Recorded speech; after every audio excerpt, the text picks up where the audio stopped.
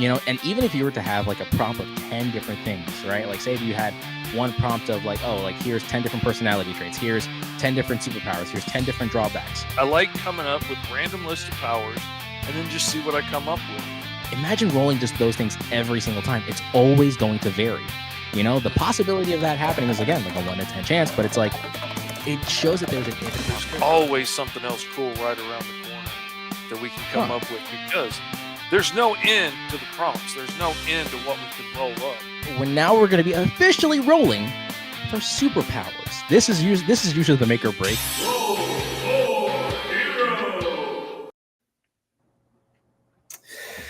Ayo and hello everybody, for it is Wednesday, a wonderfully whacked out, wondrous Wednesday.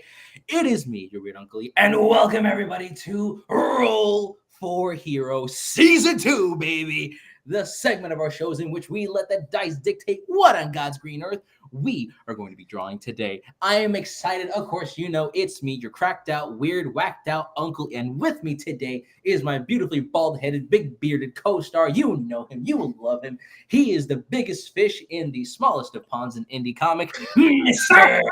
Fish.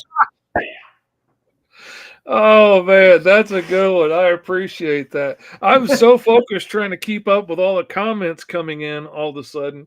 Let's just show it on the screen, just to kind of give you a little bit of a break here, man. Give yourself some time. I forgot all about being able to do that. Exactly. So there we go. There we are. Look at all of our beautiful nieces and nephews and everyone else in between. How you doing? It is season 2 of Roll for Hero. I'm super stoked, super excited.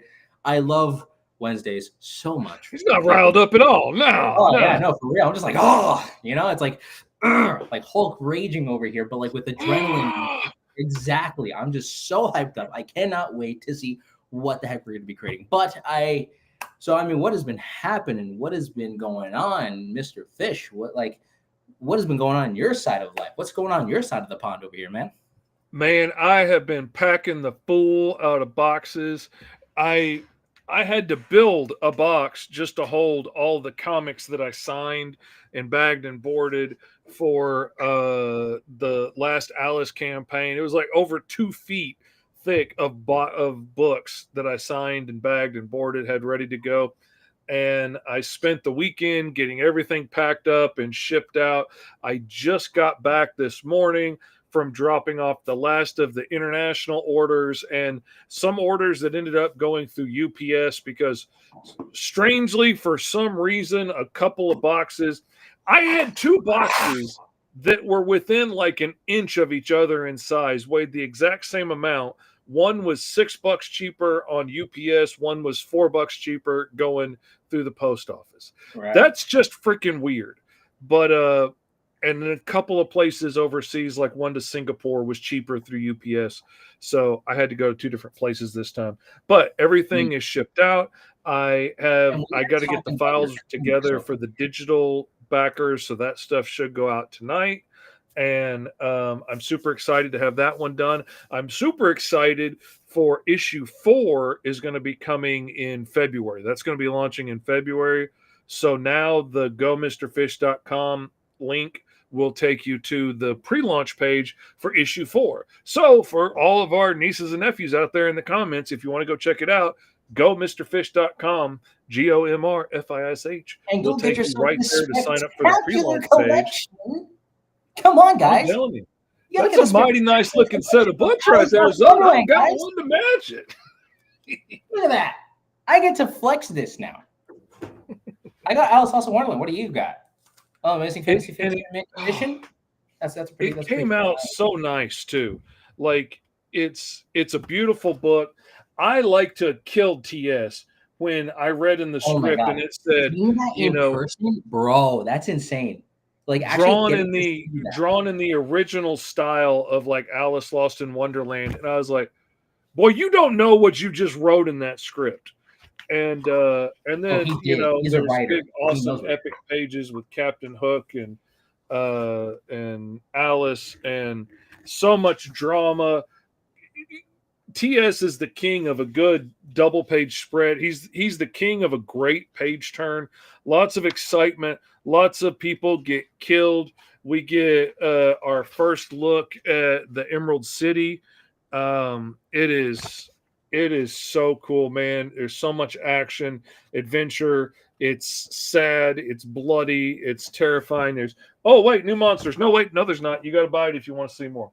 And if you guys want to see what lies within the confines of these books, you guys know where to go. Go to MrFish.com and go get yourself Alice Lost in Wonderland issues number uno, dos to numero trace. And on top of that, get yourself some Green Zone, the Mighty Caw, the Cro-Magnon, and of course, T-Man and Hyper Strike. Total free promo there. You're welcome.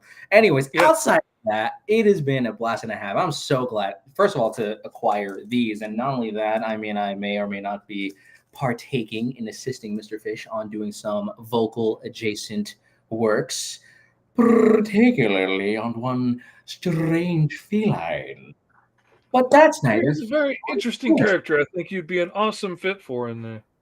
Oh yeah, actually I had to buy these now just so that I had like the proper visualizations to be like, what does Cheshire Cat in Alice Lost in Wonderland sound like? Oh yeah, because this is a different Cheshire Cat than you've ever seen before. This is like an interdimensional ghost yokai cat snake demon thing, and like he's so pretty and friendly when he's in front of her, and he's so vicious and terrifying when he's behind her back. I just love him. To answer Commander Comics' question, before he gets down too far, yes, you absolutely can join in the challenge and draw the characters. And if you share it on social media with hashtag Roll4Hero, then we'll be able to see it and we will share the art on the show. So yes, absolutely. The whole take point part, of the show. share it. I'm so sorry, Mr. Fish. I'm sorry for cutting you off there. Oh no, man, no problem. But listen, the whole point of this show of Roll for Hero, number one, we're just supposed to have fun. All right, you're with your two weird unks having a blast, rolling dice, drawing up some cracked out characters that I thought I would never draw. Do you think I was going to draw a cougar themed supervillainess? You think I was going to draw bird sisters from a different planet? You think I was going to draw an alien in a steampunk world? Absolutely not. And if you guys want to know what we're going to be talking about, go check out our other Roll for Hero streams after this one.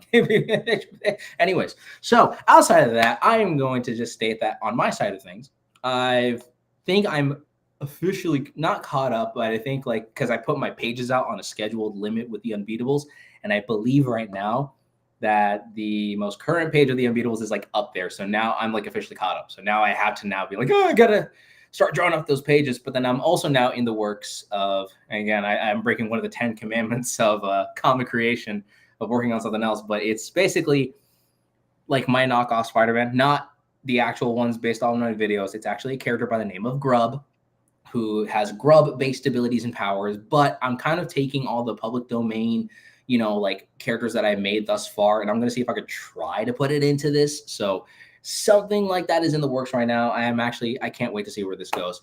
But anyways, Mr. Fish, I think we have been yapping for far too long. We've been yapping for 8 minutes and soon to be 40 seconds.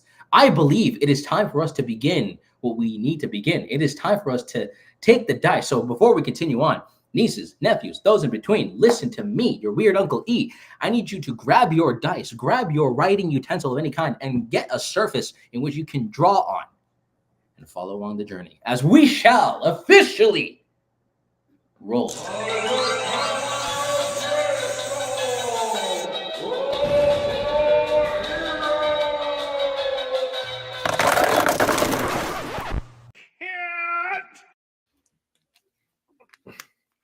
All right, this time around, we're going to have your Uncle E rolling for us. Now, we did talk about last time on the show, on last season, we talked about doing one overarching setting for this season. So like all the characters this season would fit into one world. So this time around, we are going to, let me pull it up.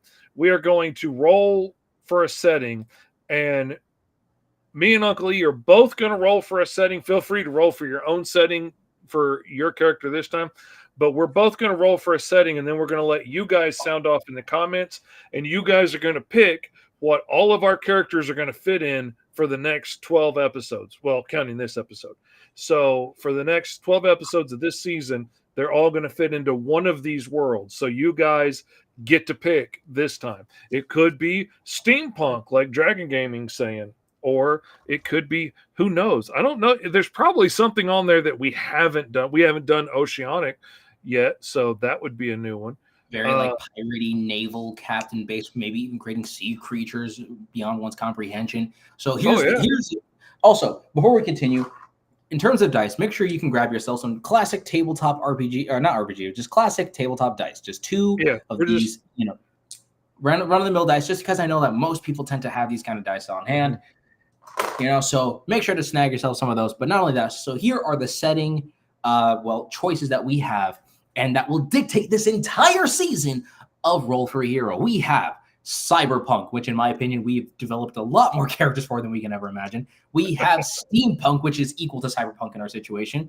We have fantasy. Basically, think like your elves and dwarves, or maybe even other cracked out fantasy species and races that you can smack into this weird abomination of your imagination. Then we have urban fantasy, basically like your next door neighbor is like an elf kind of a situation. And, it turns out when you go to the DMV, it's run by trolls. We have sci-fi, the classic laser guns and shooting spaceships and everything. Space, aliens. That's my sweet spot. I love that. Oh, yeah, no, same here. Honestly, I haven't really done much of that, but if it was, I go for classic retro stuff. Anyways, then we have urban/modern, basically what we live in today. In this world here, this kind of stuff. And Commander Comet got oceanic. That's cool. I'm jealous. And you know what? Here's a challenge for those that are actually rolling on your own. The next time y'all end up, like say that y'all tune in for next episode, try to stick to your setting's overall theme. So if you rolled, that would be a fun challenge. So what's it called? We got Commander Comics who rolled oceanic. All right. Mm-hmm. I challenge you to do nothing but roll for the characters of nothing but like oceanic characters set in your oceanic. And because that's the thing that scares me the most about this whole aspect for this season is getting put into some place where I'm not comfortable. I'm not used to doing things. Like if I get to do sci-fi or I got to do like cyberpunk or something like that, that's stuff that I know pretty well. I can have a whole lot of fun in that. But like say if we got like a Western thing or the Gothic or something like that's more out of my comfort zone a little bit, and that scares me. But that's like I was telling Esteban earlier today, pressure makes diamonds. Like getting out of your comfort zone is part of why we roll up this random stuff to challenge ourselves. So I think it's not only that this season. And Mr. Fish is correct, but not only that, but also it challenges our creativity. There are things that I have drawn on this show that I never would have thought I would have drawn in a million years because I became so attuned to drawing guys in tights or in armor or in anything else of that kind of caliber. So anyways, we have cyberpunk, we got steampunk, we got fantasy, we got urban fantasy, we got, what's it called? We got not urban fantasy, we got sci-fi, urban/modern, basically what we live in today. We have diesel punk, which is kind of like steampunk, but instead of like, steam powered machines, it's all diesel powered machines. Think like 1950s, like when they acquired the fueling stuff of that nature. We have rural, basically like, out in the fields kind of a situation, like you're in the middle of bum-yucking nowhere in Nebraska, if I can imagine. I don't know if you're from Nebraska. I'm so sorry. Then we have urban sci-fi, basically modern day, but a little bit more on the technical advancements here and there. Then we have Gothic. Think Gotham City, but probably different. Who knows? And of course, oceanic.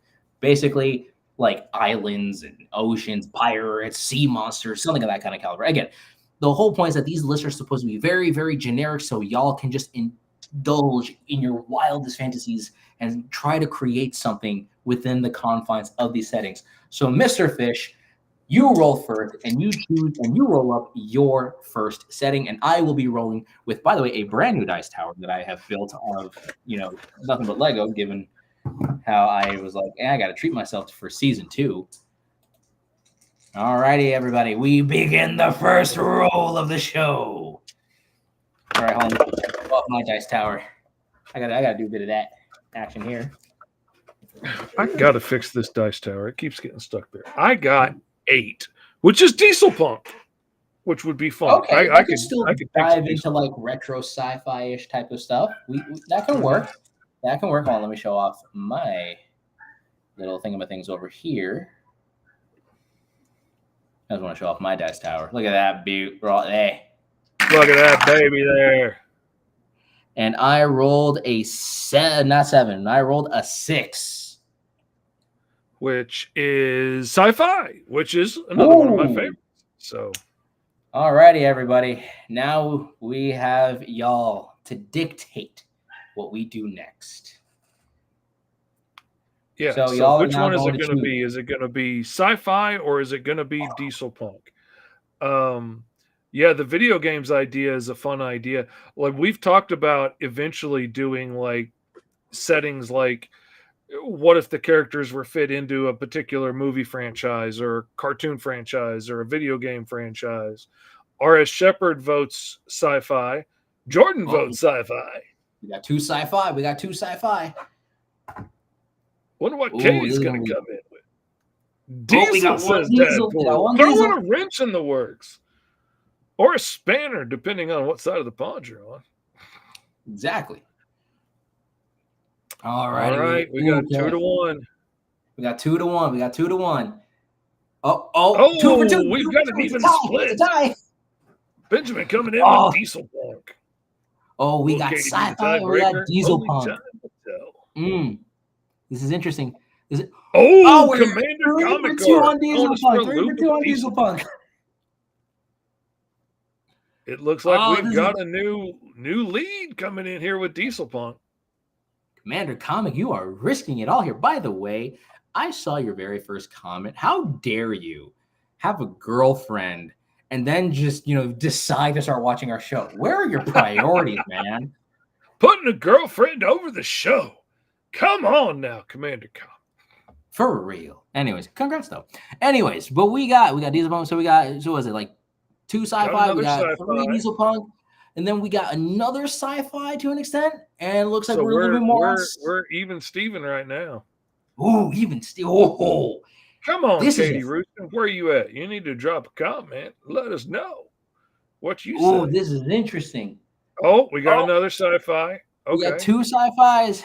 Ooh. Oh, sci-fi has just creeped into the wind now. Let's go ahead and roll up the next one while they're voting on that. And see what our origin is going to be. Are you going to roll for this one? You know what? Yes, I'm going to roll for this, and also because I still want to show off my very awesome dice tower that I totally didn't go to Lego, not the Lego Land, but the Lego store at Disney Springs. Totally didn't acquire all the parts needed and necessary to create this awesome dice tower. Not at all, not in the slightest. Wouldn't have devoted all that time to that. No. What? We're sorry. It's like, what? I'm sorry. We're long distance, so I was busy a bit. Katie says her internet's being terrible. Think the satellites are being hit by a solar flare. So now I keep seeing a few seconds of your video, and then it pauses for a while. All right, Katie, let us know. Is it going to be Diesel Punk World this season, or is it going to be sci-fi? What's your vote? Then. I'm officially rolling up, and we got 7. 7. That is a villain gave me something. Our powers. Oh no, I need a book. I need to write my ideas down. Because I totally know what we're doing. Because we're totally prepared here on Roll for Hero, even for season 2. Oh, come on, man. How are you not prepared for Commander Comic got number 4, a cyborg android. Man, see, I don't get enough like androids and stuff. I love drawing a cyborg, especially if I only have to draw him once. Then I can really go nuts with it. Oh, that's true. Anyways. All right, now we're going to roll for our power types and see how many powers we get. All right. Let me get some different dice along the way. Let's get the classic black and white. Rolled a 5. Ooh, 5. That is 2 minor powers. All right. So for those of you who might have gotten a bigger role than that. Here's the sheet of major powers that you can roll on, with things like invulnerability, super strength, super speed, elemental control, animal powers and abilities, shapeshifting, transform matter, telekinesis, immortality, healing factor, and technomancy and armor mastery.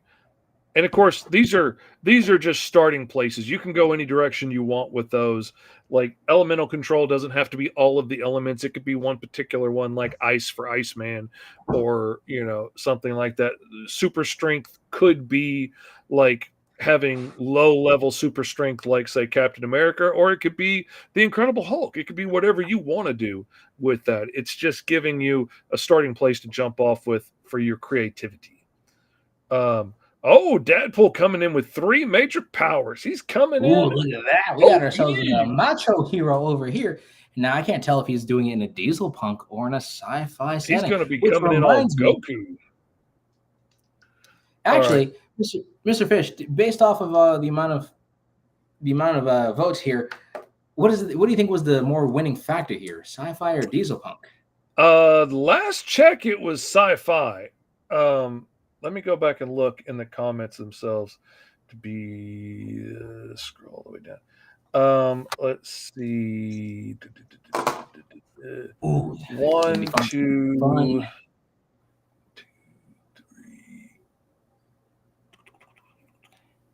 Yeah, we got 2 more for sci-fi than we do diesel punk right now. So, well, all right, Mr. now Fish, the minor powers. I like to believe that we are officially heading off to the stars as we are now within the confines of a sci-fi setting. Which, that's fun. That's my wheelhouse. I love that stuff. Telekinesis, immortality, and transform matter. All right, baby. You working with the powers now. All right. Roll us up our 2 minor powers. Alrighty then. We're rolling, and down they go. What we'll get, we'll never know. Got number 4, which is energy projection. Okay. I like that one. Energy projection. Okay. Now, let me actually get 2 different ones over here, so then that way we can diversify a little bit. This time I got some teal and black dice over here. Down, and they will go. What we'll get, we will soon know. And that is going to be a numero ocho, which is going to be, I meant to say size change. Because, I'm going to change my side. Instead of the mac and cheese, I think I'm going to go with the mashed potatoes. So I think I'm. Dang, that's a hardcore side change there, man. I'll tell you what. Okay, that's pretty cool, though. Size changing and energy projection, that could go a lot of different directions and makes for some cool stuff. You know what the crazy part is, though, is that I think these were I kid you not. If I am wrong, then I am wrong. But I believe this is almost the same power set that I rolled for the Bird Sister characters of Birds of a Feather. I was going to say, it sounds familiar. That's crazy. That is actually crazy, because I figured as much that I would be like, I even remember saying in the first episode that there's always like a 1 in 10 chance that you'll basically be either rolling something like that. And I think I basically did the 1 in 10 chance that I would re-roll the same powers again. But that's cool, though, because you can do completely different stuff with it this time. And that's the thing I like about these prompts, is they're general enough that we can do whatever we want. Like energy projection could be shooting lasers out of your eyes like Cyclops, or it could be creating things out of energy like Green Lantern, or it could be shooting fire out of your hands, or like Goku shooting those Kamehameha waves. Absolutely. All right, let's see what optional power modifiers we get this time. Oh, those are some fun ones.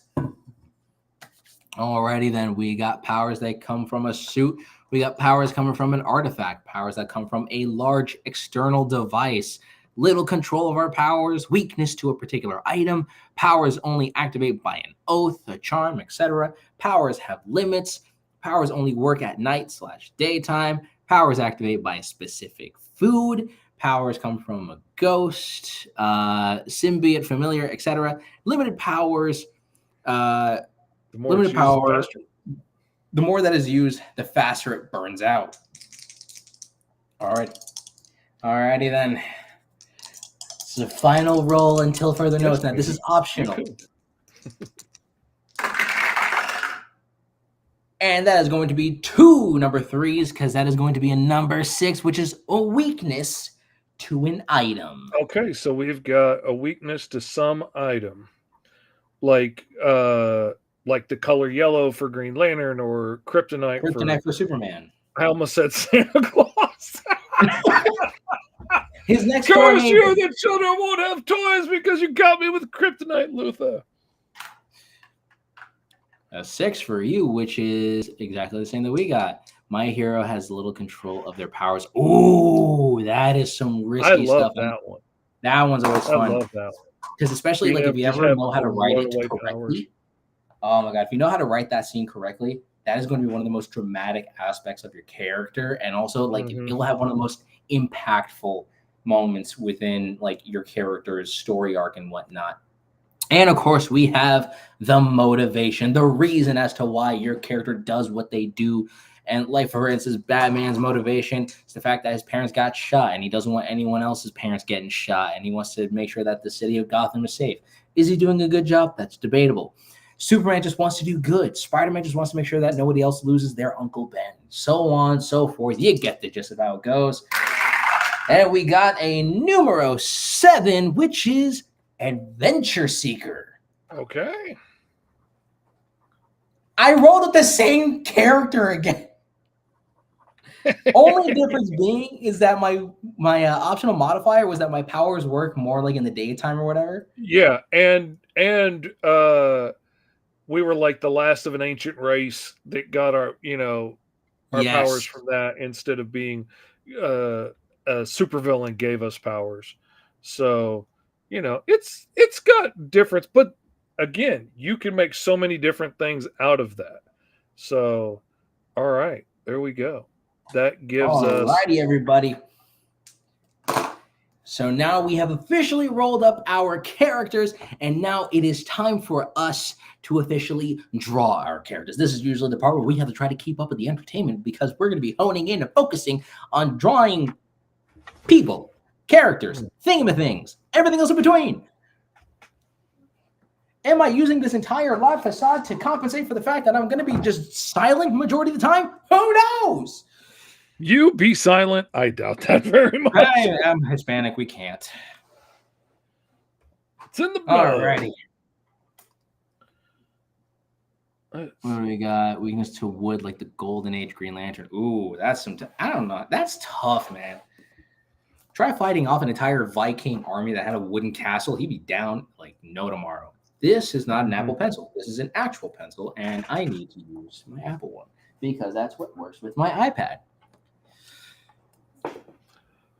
Actually, I remembered a little something. Okay, potentially. Which way do I want to go with the size changing? Hold on, let me just do this real quick because I can. And we're in a sci-fi world too. So,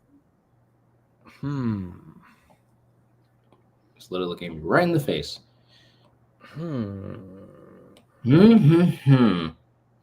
Well, a supervillain gave us something. So this is a sci-fi world. Right now, what kind of sci-fi are we living in? Are we living in one where aliens exist, or is it just higher technology?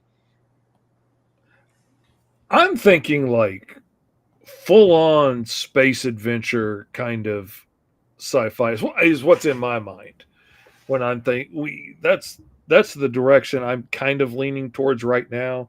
Like Lost in Space, going on different planets. Yeah, Lost in Space, Space Ghost, the Herculoids. Like it could just be anything. It could be, anything could be happening out there on some world. Whether it's the Green Lanterns in outer space or just anything. I love the good old days of sci-fi. that's like, I love reading sci-fi from like the 50s and 60s and stuff, when you could do anything, when stuff hadn't gotten so grounded and we didn't know so much and everybody didn't know so much about outer space and other planets, and you could just like drive through outer space in your rocket ship and roll down your window and wave to the ghosts of Neptune as you drove by and stuff, and not worry about decompression and all that stuff, because we didn't know about all this thing. Like, I love how open and wild you could get with your ideas in sci-fi back then. And that seems so silly sometimes now, but I love how open the imagination was back then and how far you could A go with weird. things. I think the best quote to go with this. I don't fully remember the quote, but I was in a weird phase of watching the classic Tick cartoons, Oh yeah. and there was like, science used to work on a broad stroke. Now everything has to be molecule by molecule. Because there was this invention that basically can like summon or create anything you wanted if you had it on your head or whatever. But nowadays technology became so advanced that we start knowing how things work. And back in, because again, technology caught up and it advanced further than what we could imagine. Actually, funnily enough, we had a whole road trip to Ohio for the Thanksgiving weekend and whatnot, and my dad kind of mentioned that, and I was trying to watch Lost in Space, and then I figured out a whole show of what's it called, Lost World. That was a whole other show, and then some, getting to see what my dad got to watch when he was a kid. Okay. Now, am I cheating a little bit? Yeah, I am, totally. But you know what? It gets me a bit of a heads up as to getting somewhere.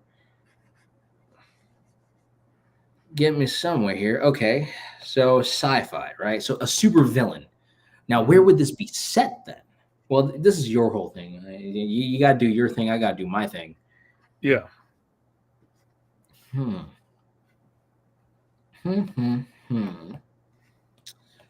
me see. Your hero slept with a female supervillain, and she gave him an alien STD that gives him powers. Well then, gotta love those methods of sci-fi. Those could be some unfortunate size-changing abilities. First episode of season 2 of Roll for Hero, everybody. You gotta love it. I swear it's my ex-girlfriend's fault. It's not normally like that. Oh, wait, supervillain tried to kill you with a weapon, but instead it gave you superpowers. Oh, that's a great idea. Ooh. That's a really great idea. I love that. Ooh, Jordan, that's ooh. I like that okay. one. I like that too. How dare you come up with such amazing ideas? This is why I love this show. Use their subatomic death shrink ray to like shrink you into nothingness, and it gave you size-changing abilities or whatever. I dig that. Ooh. Okay, but like narratively speaking, right? Because again, an android's like Vision comic commander. It's an artificial being that looks very human, whereas a cyborg is like a person with mechanical enhancements, and a robot is an artificial being that's designed to like do a job or something, but not necessarily look human. An android is like to be an artificial person. The way cyborgs have cybernetics. Androids are trying to be Andy. There you go. But yeah, Vision is a real good example. All right, let's see. Ooh, that's a good one there. That's a good one there. Oh, man, trying to come up with something on the fly is always so hard. Because I also want to try to keep in time frame here. Yeah, because we've always been so good about sticking to a regular time. And this do be true.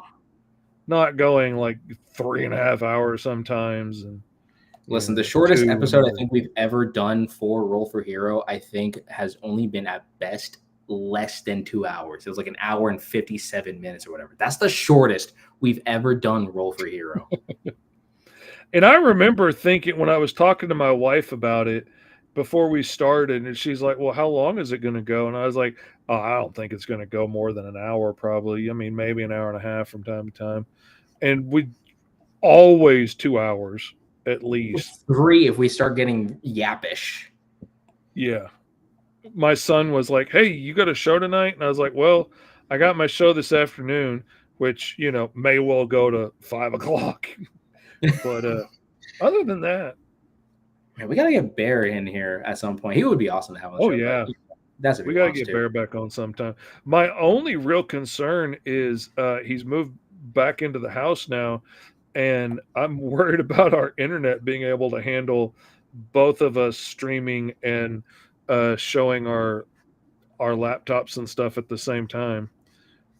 Is my only real concern because we live out in the country, and Mm, country internet or is really important at that time. known for its heavy bandwidth, Hmm. quick speeds. Exactly. Energy projection, size change. Okay. In a sci-fi society.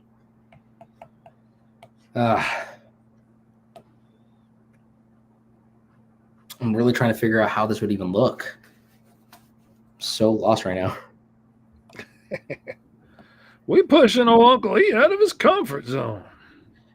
I think it's because I've never done sci-fi like this before or anything like that. Because usually, again, if the closest thing I'll get to sci-fi, I think is like, yeah, I'll draw an alien here and there, but I don't think I've ever done like, okay, you know what? I take that back. Because I have worked on the pages for Galactic Delivery Dudes.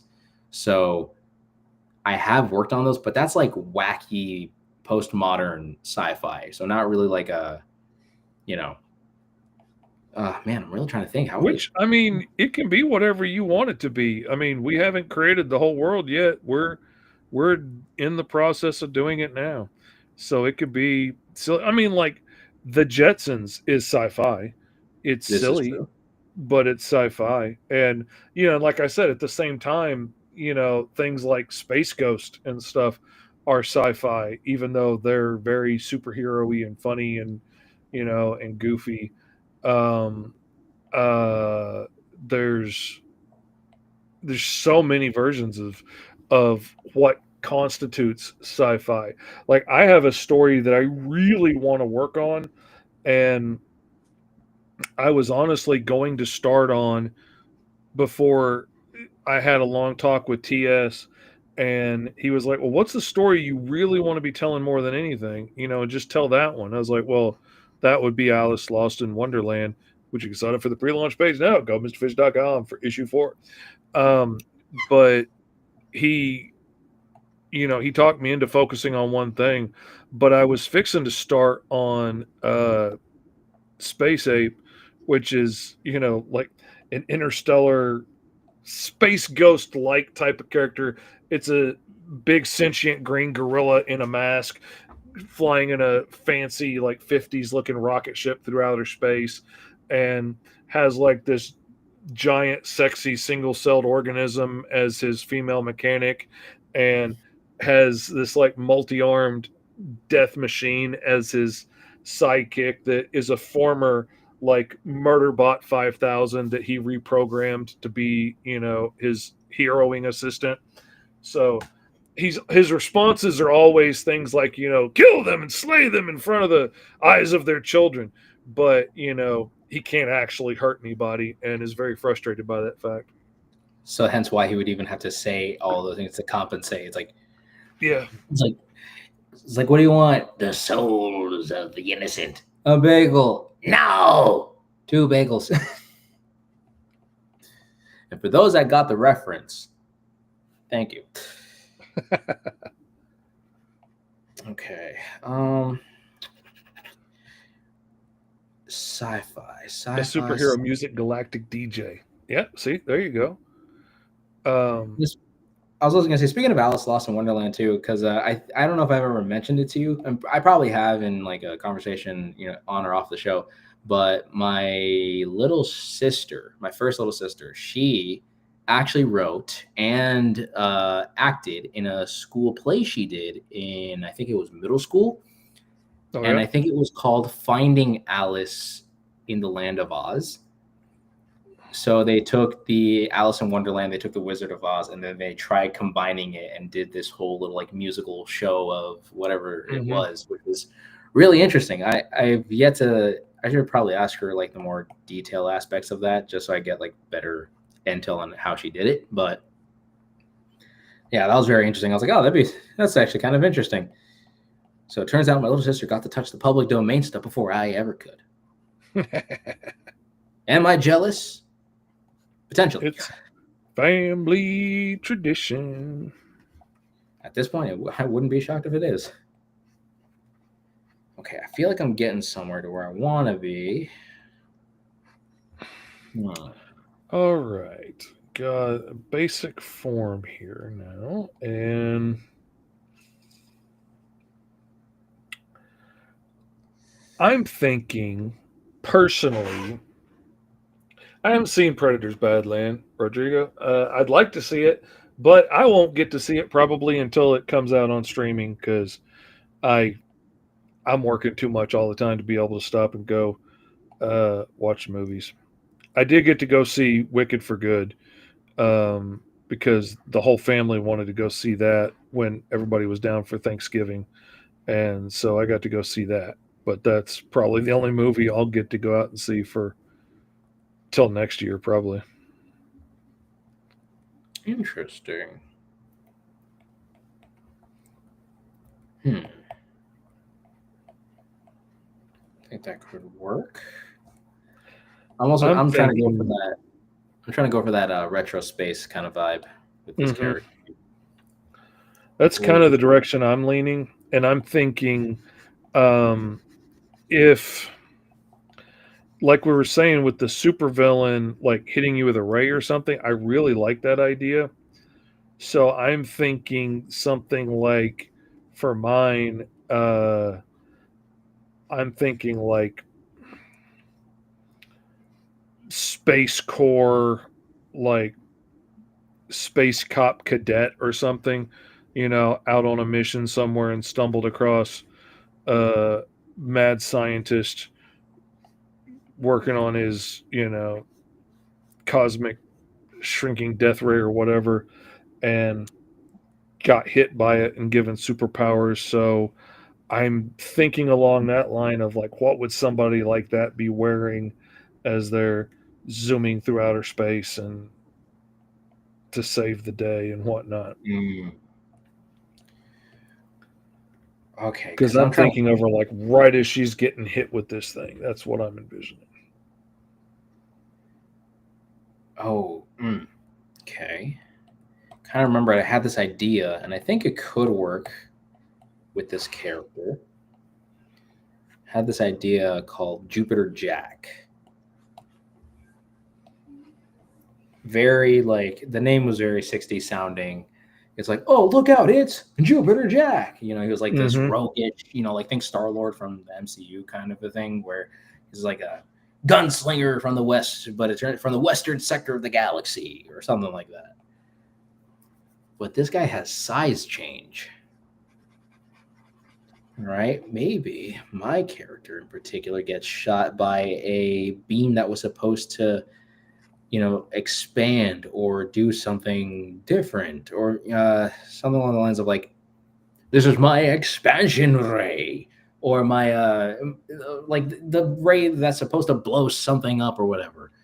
But it turns out it was a different kind of blowing up, because now it blew up the character into changing his size, maybe due to a potential cosmic storm or whatever. With the rays that are hitting him, it managed to help him survive, and now he's able to automatically change his size and his overall physique and project energy from that. Shoot, really gotta try to make this work. I think that sounded cool.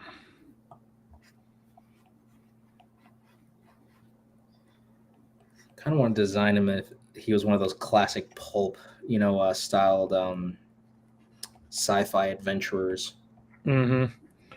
Yeah, like I can't remember if it was Dadpool or R.S. Shepherd that was talking about like the Buck Rogers and Flash Gordon and stuff like that. And that I love that kind of stuff where you can just have a evil space king like Ming the Merciless, just out there making death rays and sending the lion men to attack, and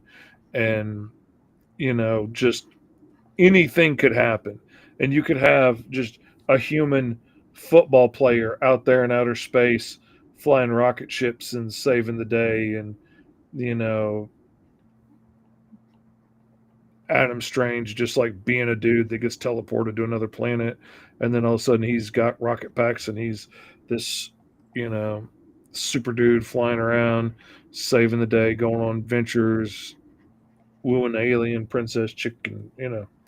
It's just I love that stuff, man. I got a sweet spot for that. Yeah, because it's just fun, simple, to the point. Actually, that's what Mhm. when diving into pulp stories and like when I was trying to figure out like what the heck is pulp, not Pulp Fiction, the movie, but like what is like the actual genre of pulp stories. They're basically kind of like short stories that are just condensed down, something super simple. You got a hero, there's a villain or whatever it is that they're trying to encounter. They face it. Story's done. Have a good day. Move on to the next story, Hmm. which is like very And simple. maybe you get to go back and play in that world again. Maybe not. It depends on if it sells. Pretty But it's just much. throw everything against the wall and see what sticks. And I love the fun and creativity of that realm. That's so much fun to me. Uh, R. Shepard says, call your character Crash McAllister Fish, but he can't completely control his size, altering power. Sometimes he farts or laughs and accidentally shifts size. Dragon Gaming says, I see your sci-fi settings as like a canvas that you can wild out with your imagination. Absolutely. Benjamin says, I really screwed myself with this by getting gothic because I'm just thinking of a Victorian era and women in that area from images I saw just wear dresses.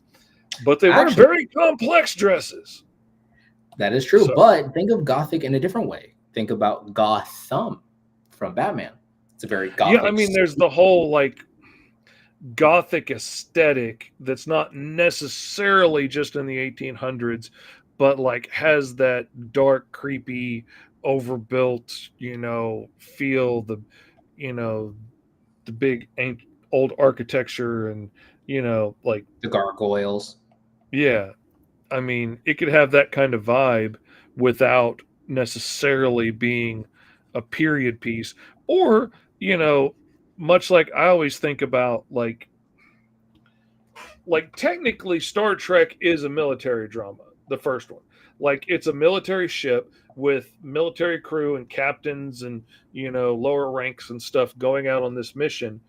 But the way you make it not the way you make it a western and not just a military drama is they don't follow the rules of that. Like if it was really a military drama, more like the later seasons, the captain wouldn't be going on every away mission. That's foolish. You wouldn't put your leader out on every time you send a dinghy out from the ship to go exploring. You would send underlings to go do that stuff. You would send the low guys on the totem pole to go do that stuff. You wouldn't send your like head of the science department and your head doctor out on these missions. And but to get around that, make it interesting, you don't have to act that way. So, like, what if you had a woman per se, in the 1800s that was throwing off, the shackles of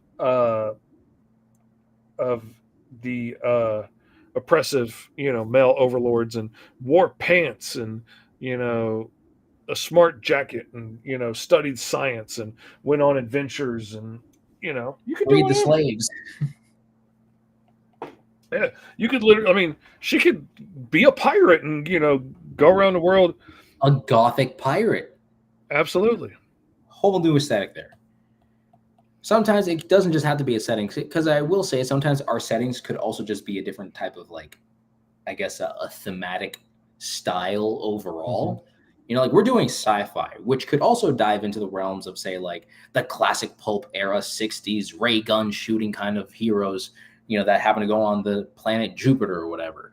But then also we can go as far as to doing some unnecessarily complex structures, like from something like Star Wars, just lots of miniature details and all that other kind of fun stuff in between. Or you might have the perfect little middle ground where it's just pulpy enough, but fun enough to where it's a little complex and everyone just has a grand old time. Absolutely. like Doc Emmett Brown's wife from the third Back to the Future. Absolutely. Patriarchy. That's the word I was looking for. Throw off the There you patriarchy go. and do her own thing. Okay, I'm freaking loving that outfit so much more than what I did. Like, that is absolutely on theme for the era you're talking. And you did that so much better than I did. I'm kind of mad now. I kind of don't I like mean, you you put your anymore. character I in a want to. I pose. want I to take just my keep all my drawing and characters go home standing. because that is a much better design for hitting that era than what I did. Yeah, you stink. I don't like you anymore. I don't want to be your friend. Oh man. God. Oh, you suck. That's good. I'm mad. Bro, I can say that for you because like nowadays, I guess whenever I just design characters, I'll just go for the basic standing model. And I made a bunch of these, like you kind of see the base that I have over here. I had this base for a while, and I've been using this exact base for whenever I make my own like knockoff Power Rangers, which by the way, I will be making a series of videos where I'm gonna talk about like my own concept of a Power Rangers-esque franchise that I call the Ultra Squad. But I basically have this body frame over here. I then have the exact same one, but as a more feminine body. And I just now drew, up a bulky model. So let me show you the model bodies that I have here, just so that y'all can kind of get an understanding of what I did here. So of course we have the big bulky body right over here. Think like your Hulk thing. I kind of did this as like a generic, traced over type situation. So if I have a design for a character, I'll just be like, oh, I can just add details later. So this is the big bulky character. We have your, generic hero character. Now, obviously, if I'll ever modify them, I'll modify them to the different body types. But yeah, so I think this is like the Spider-Man Power Rangers kind of vibe right over here. And then we have the feminine version of this where you can tell that it's that, so I kind of created these, and whenever I have an idea for a character, I'll be like, let me just see how the design looks costume wise, and then I'll go from there. So that's more or less the gist of how I start designing most of my characters nowadays. Just so I'm like, if I have an idea for the costume, I'll see what happens. And then I was also thinking for his suit, it could also be like it would grow with him. I don't know why. Whenever like size changing characters are always interesting to me because I can't tell if like their clothes are gonna grow with them or if they're just gonna like either break or just hang on them and whatnot. Oh, I love the Batwing idea, Benjamin. That's a cool idea. The old public domain hero Space Hawk.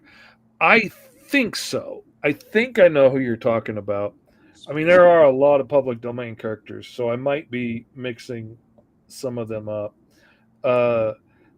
I've read a whole lot of the Blue Bolt, which I think is public domain now. That was like an old Kirby Blue one. Bolt in public domain because there's a guy named Austin McConnell who's actually he's there's a guy named Austin McConnell right now who's doing an entire project in like basically taking characters from the public domain and he's making his own cinematic universe. He wrote already a bunch of books based on some of these characters. He he did Brain Boy, he did the Spider Queen, as well as he's currently right now in the process of taking the character of Atlas, which is the character with the weird leopard pants, the blue top with the red fist logo or whatever. So he's trying to turn that into like a low budget, like home to video DVD type of movie. He had a success with one of the characters of Catman, turning that into an animated series, but like done in the classic, like retro-esque style of, somewhat retro because he ended up hiring an animator to do that, as one should. All right, now, of course, if you're going to have a character like this, he needs to have some luscious locks because he's the classic spacefaring hero with the very gorgeous hair. Just all that other kind of fun stuff. Gotta be. Okay, and okay, but I think one of y'all said it that I should do. Uncle Lee's character could be Jupiter Jack. I had the name Jupiter Jack for a while, for a very, very long time. I had that name. I just never knew what to do with it. So I have the means to create the character now. Plus, Jupiter being the giant planet, size changing, kind of works. Just probably need to make him avoid eating beans so he's not just a gas giant. The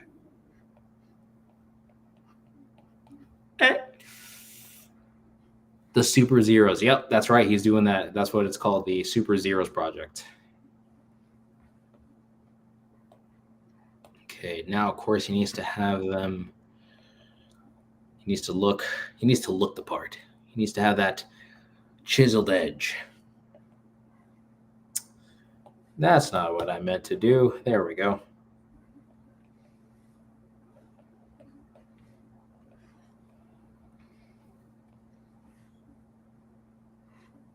All right, actually, let me structure out that whole head again. Let me see how we can do this. Fish, have you ever seen the old public? All right, that's what you're answering. Well, figured out flight or. I want to figure out the flight for powers. The flight for powers, but she has bat wings. Ooh. Had an idea for Power Rangers that could turn into knights that ride different motorcycles. Dragon Gaming, that's a cool concept. Now let's add on to that. Those motorcycles look like horses, so they're knights riding on horseback motorcycle hybrids. You're welcome.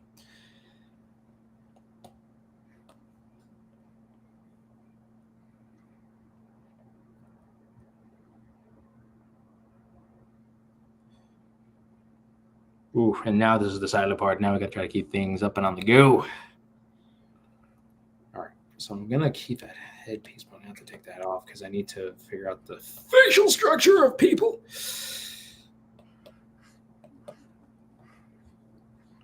Don't you just hate that when you're just trying to draw a face, you just got to be all like equal about it? You know, you got to be like, oh, got to figure out how they look. What gets me is when I've drawn thousands and thousands of people doing thousands and thousands of things at this point, and then all of a sudden I'll go to like draw a lady in some pose that, you know, like jumping through a window or something, and I'm like, how do you draw people again? And all of a sudden, like, I don't remember how to draw a upper thigh, or, you know, I all of a sudden I just can't get shoulders right. I'm like, I've drawn millions of people at this point, and no, I just can't get that one right.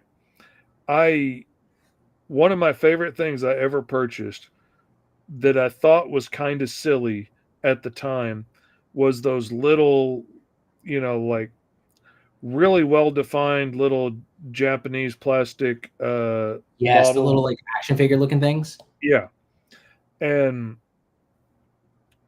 I think both of the ones I got, I think were knockoffs, both of the sets that I've bought over the years, but they still help. Like when I get stuck and like I'm trying to think of the like 100th way to have Alice look cool jumping through one of her interdimensional portals, and I'm just having a hard time coming up with a pose, and I've tried a couple of times and it's just not working, I will pull out like the little female figures and I'll just start playing with it and start putting her in different positions and turn it around and look at it until I'm like, you know what, this angle would be cool. And it's really helped me when I get stuck, or like if I'm trying to draw a cool flying pose for a guy that I haven't drawn 100 times, you know, in a bunch of recent books, and don't want it to look like I'm just drawing the same thing over and over again, I'll pull out that male figure and play with him for a little while until I come up with something, and move him around until I'm like, oh, maybe if it just looks like he's standing above us in the air, just standing there, that would look cool, or whatever. What's up, Dylan Magi of the Lasso? How you doing? How you doing? It's like, Mr. Fish, maybe have your character grow different parts of her body. It's different size, like creating her fist into a gigantic punching fist. Kind of like Miss Marvel, how she has the embiggening effect and whatnot. Could you imagine the original Captain Marvel, Shazam, and Mary. I'm assuming that's one of the Marvel Mary reimagined Melville, yeah. retro 1950s, 60s superpowered space cadets. That would be interesting. That would be cool. That would be really cool. Like jetpack instead of a The capes. cape, and Like I it would tell still you, have the lightning bolt aesthetic to it. it's weird, but in the old ads, in the old comics, like on the front page, inside front cover, a lot, there would be one of those. I don't know if it was a scam or what, but like if you signed up and helped sell their newspaper or whatever, you would be able to win all these prizes, and it'd be a full page of all these cool stuff you could win if you sold so many whatevers. But they would have this superhero on there, Captain O. And it was this like blue suited dude with like I think a lightning motif on his costume and a jetpack and this big O, and Captain O would be flying in because it was Olympic whatever or something like that. But I Okay. remember it being Captain O clear as day. And I always thought he looked so freaking cool. I knew he was just drawn to sell whatever this scam was or whatever. I knew it was there was something hinky with it even as a kid. But I loved that design of Captain O so much as a kid. I thought he looked so cool.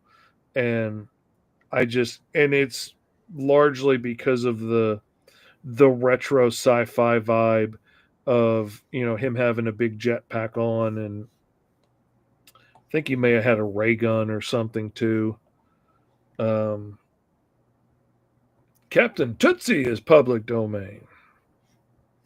Captain Tootsie. I'll take a quick gander. Gander? I barely know her.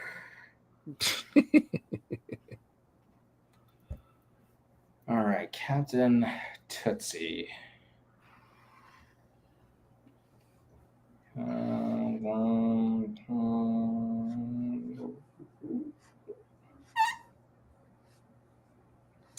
There we go.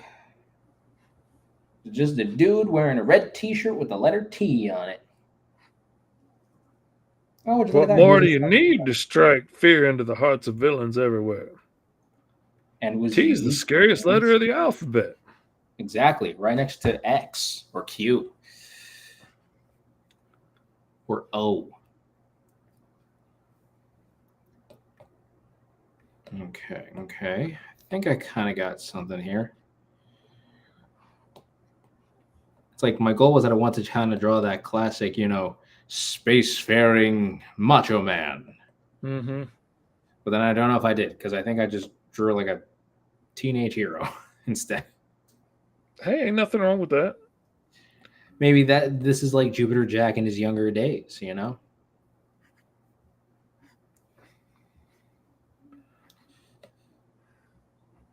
And that's the thing I love about old sci-fi is you can do things like Space Ghost's little teenage partners who are like, they're like space cadets. They are like children on the job training to be like space cops.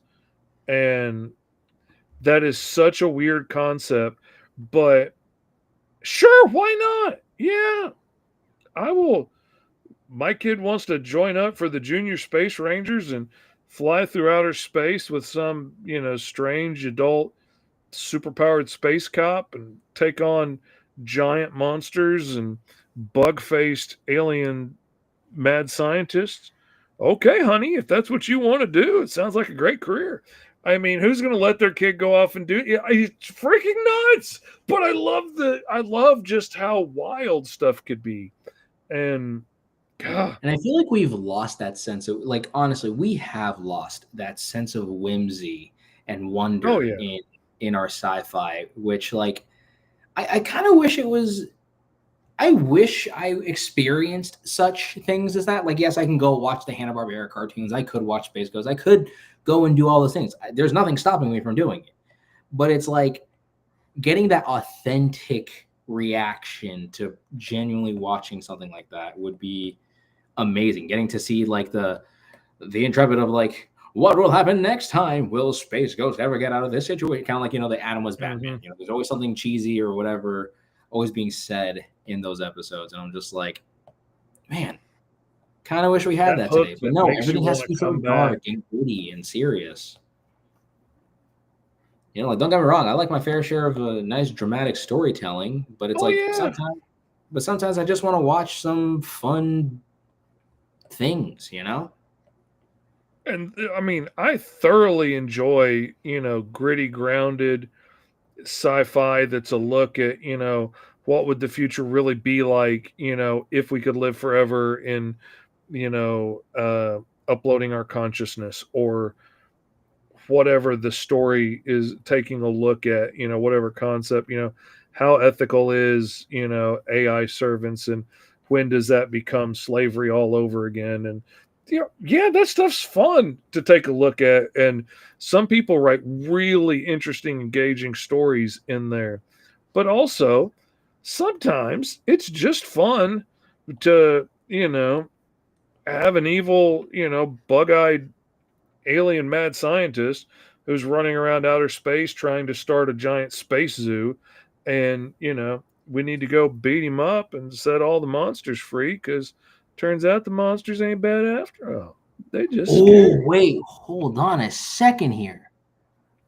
Hold on. Okay, I'm gonna get to you, Benjamin, real quick because that was a really good one, but I want to see the other ones. Love retro sci-fi, same here. There's also a wacko public domain, Captain Marvel, who is an android who says split in all of his body parts, come apart, and fly after you. Plus, he has like 5 other major powers. That's interesting. And then That's wild.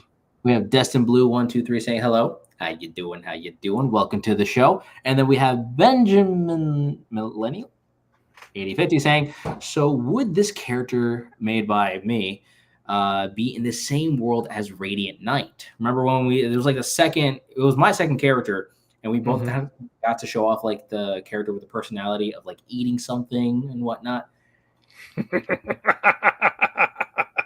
So my space radiant, like Gundam looking kind of a hero, like space wizard essentially.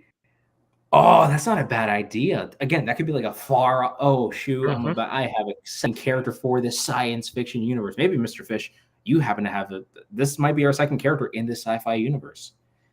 Because our first one being the guy who eats, and for you it's Feast. For me, it's Radiant Knight. Yeah, Okay, when I post from a Roll for Hero. Love it. I Can't love wait that to idea, especially for yours. I think my guy kind of fits as well into a superhero world as he does anywhere. But that Radiant Knight one, he would fit great in with this, I think. Into this same 100%. world. I could see that happening. I'm just trying to see how I can get this face going. Sometimes I'm just trying to draw a face, but then it's like, no, you're not.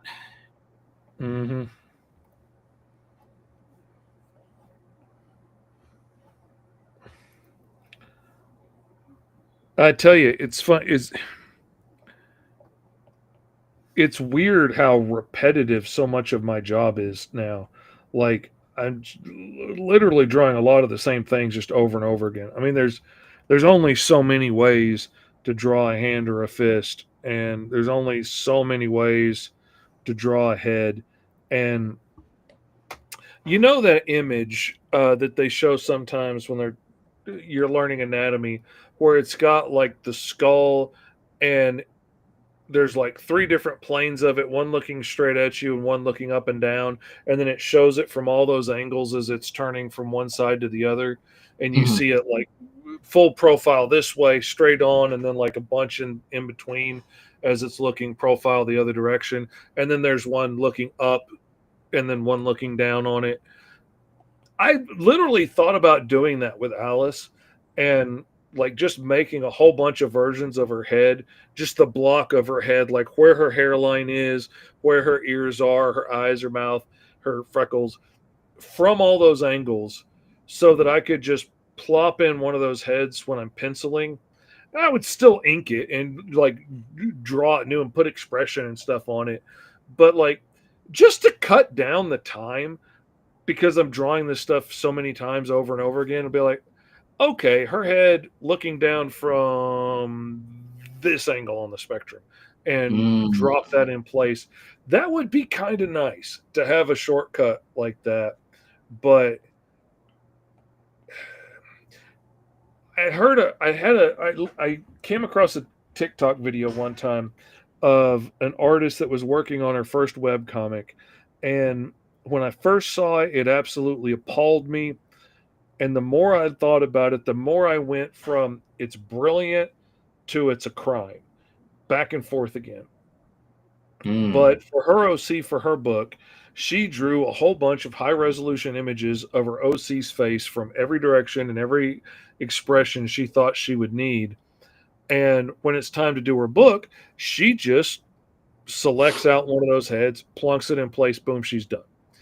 And on one hand, it's very quick, it speeds her up very much. But on the other hand, especially as a new artist, I feel like she's robbing herself of the experience you get of drawing that character over and over again until it becomes second nature and it's not hard to draw a head from whatever angle you want to. And I feel like, especially if you're a newer artist, robbing yourself of that experience is a crime. Me as an Mm. experienced artist, I kind of like, if I can knock that penciling out that much faster and then go back and ink over it and tweak it and make it, change her expression in her eyes and stuff in her hair and what draw her hair in for whatever's going on now. And maybe it's a time saving tip, maybe it's not. I wouldn't want my stuff to come out looking too cookie cutter, but my stuff has gotten so consistent as it is.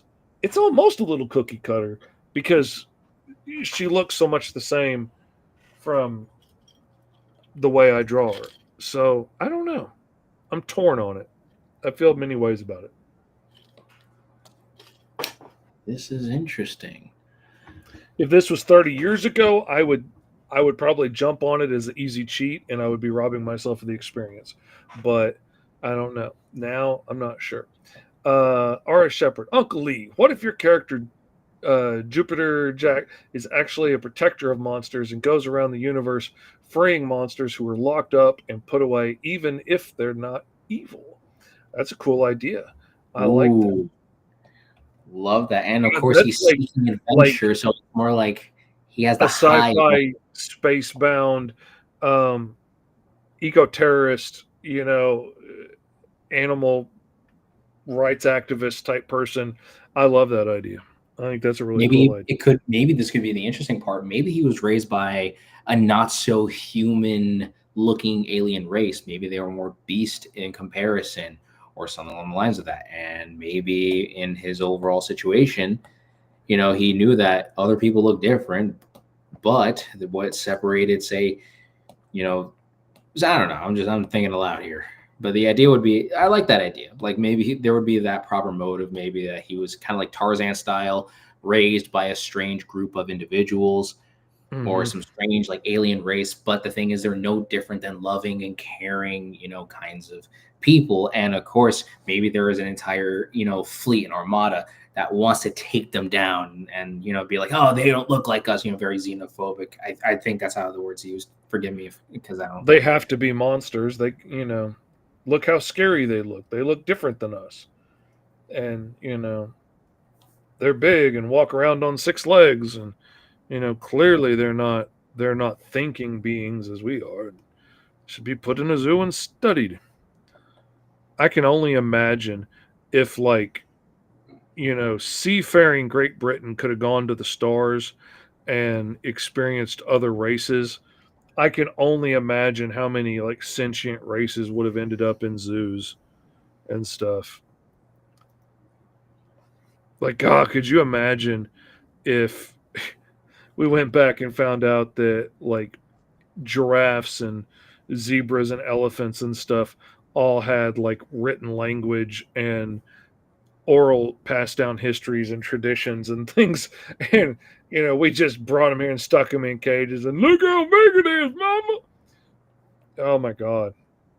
Or maybe they became inbred and they were unable to potentially speak their language because it's now no longer part of their system. Yeah. Or they forgot how to speak, like in Their ancient alien horse language. like in Wicked, where the animals, like, if they're treated badly long enough, lose their ability to speak.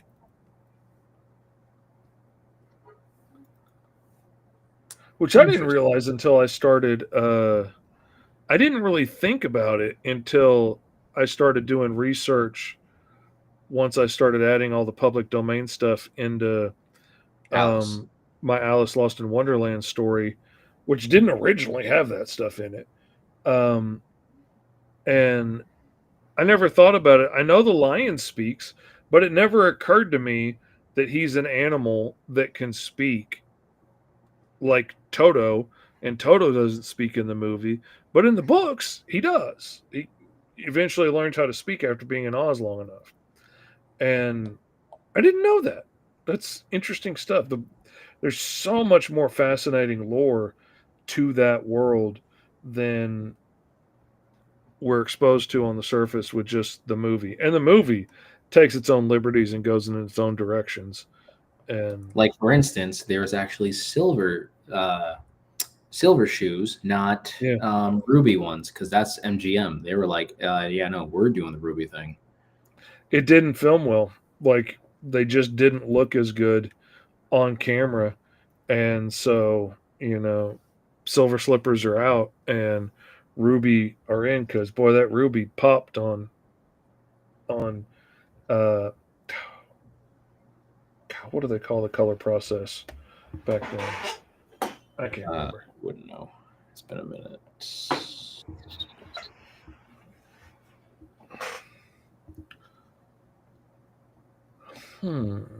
Maybe. Let's see. Okay, there we go. We got something going on over here. Just gotta draw out this character, trying to keep the attention of people, because it's not gonna say it's hard, but it's not easy either, trying to draw and maintain a whole show and then some. Yeah, it definitely takes some stretching of the brain. Technicolor, absolutely.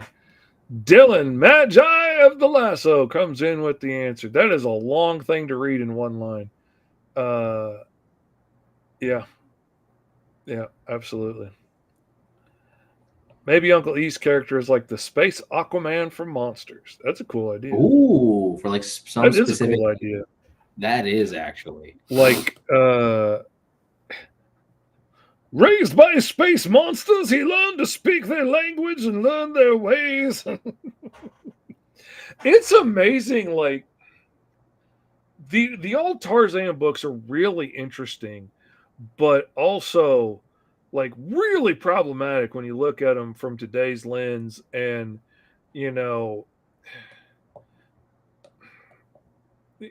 they had such a disrespectful look on everything, and anything that wasn't white and British or whatever was so savage and looked down upon. And but there's still so much fascinating stuff in the old Tarzan stories when you really read them. Like, my brother loved the books, so I had all the novels laying around when I was a kid, and I read them here and there growing up. And like, Tarzan was brilliant. I mean, he was raised by gorillas, but he learned to speak all the languages of all the animals in the jungle. He taught himself to read in English from like picture books that his human parents had left behind that he found. And he just figured out by looking at the symbols that, well, the MAN under a picture of a man must mean this is a man. And like, taught himself to read without even knowing a spoken language, and then learned to speak by copying, Frenchmen, and had to translate from French into the written English that he knew into gorilla in his brain that was like his native tongue. It's crazy how brilliant he was. And then learned to speak, really well and fluently, and wasn't like me, Tarzan, you, Jane. I mean, that's a movie thing. Like, he spoke properly and could walk back and forth between, the British aristocracy and the jungle, and he's really fascinating. But also, there's a whole lot of issues with him too. The Phantom needs to come back along with the Shadow. Couldn't agree more, Sniper Panda. Just sitting up in a tree, crunching on bamboo and popping people in the cranium. That's what Sniper Panda's doing all day. That indeed he is. All right, I think I got the general gist of my character's look down. It's very simplistic, really, but that's what I like about it.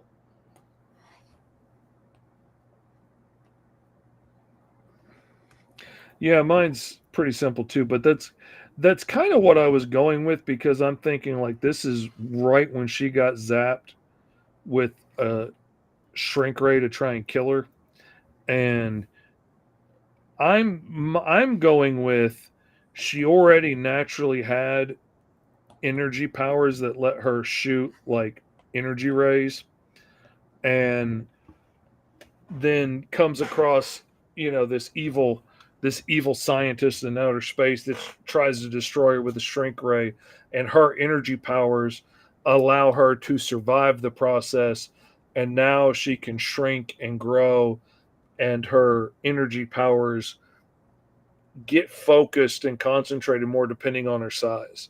Like if she grows, she can shoot bigger beams that do less damage, but they can hit bigger areas and go further. But the smaller she gets, the more concentrated that energy gets, and it's like a laser and will just right through something. It might only be as big as a needle, but it can right through. And okay, I and think you know it's what? a fun little twist on the powers and the shape changing and whatnot. You know what? For me, I like the idea because I call him Jupiter Jack, right? And I like the concept that he could change, like he's like like a gas giant or something like that. Maybe we could play with the idea that he could enhance his like physique that way or something, like, because I'm thinking. Sorry, it's like this is me roughly trying to just squeeze the idea out of my head. Like I'm constipated, just minus the fact that I'm on a toilet. Need some brain prunes. That's what you need. Exactly. But the idea would be that in this case, he was already kind of like this, like thrill-seeking adventure. He was already kind of just going out and about doing his own thing. He was just minding his own business, just in his spaceship, just doing whatever he was just doing. Typical 60s sci-fi space adventure stuff. All of a sudden, he sees, like a particular group of aliens that he kind of knows is in danger. And he's like, oh, heck no, I got to go save these people. In the process, though, it turns out it was like this warlord who was trying to use this new evil, beam of, death ray looking kind of a thing. And it was supposed to like explode and destroy something. But of course, he did this during the worst time, possible, because it turns out there was a cosmic wave, a cosmic storm of sorts on its way on over to this distant, star sector of the galaxy. And it turns out he ends up getting into the way. He got shot by the ray. All of a sudden, he didn't blow up because the cosmic rays kind of kept him all confined. And now he is able to expand and blow up his size if he needs to, becoming Jupiter Jack, the giant of the stars, or something like that. We're thinking. I'm liking where it's going, though. Could I make him blind? You know what? No. That's too typical. Let's go for I don't know if it's typical to do a red-haired guy, because I think that would be fun, like a redhead space adventurer and whatnot. Probably give him some freckles in the process. Deadpool, where did you post it at? Your Periwinkle, the immortal transmutation wizard. Okay, I need to see that like now ago. Yeah, I'm trying to find it. Where did you post it at? Did you post it on YouTube, or did you post it on like Instagram, or? I'm not gonna lie, I'm not liking Instagram's search function, because there's like less than 100 Roll for Hero posts so far. It's like, well, here's a bunch of other nonsense. I just drew Jean Grey as a guy. Because it's not going to just give me what comes up with that. It's going to give me a bunch of results no matter what, and I don't like that.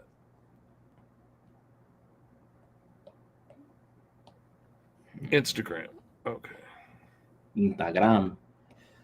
I am not seeing it under that search. I feel like we're getting there. When in doubt, cooler it out. Where are you at? Where are you at? There you go. Cooler. All right. How many times am I going to?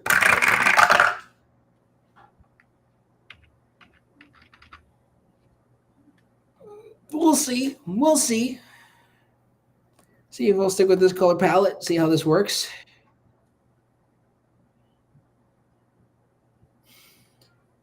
I rolled it, and therefore this shall be the color palette. Unless I probably do a different palette of colors. Just going to do this for now. Just do this. Probably not make him a redhead because I thought that was a good idea. But you can't go wrong with brown. Brown-haired man. Because I unintentionally drew Jean Grey.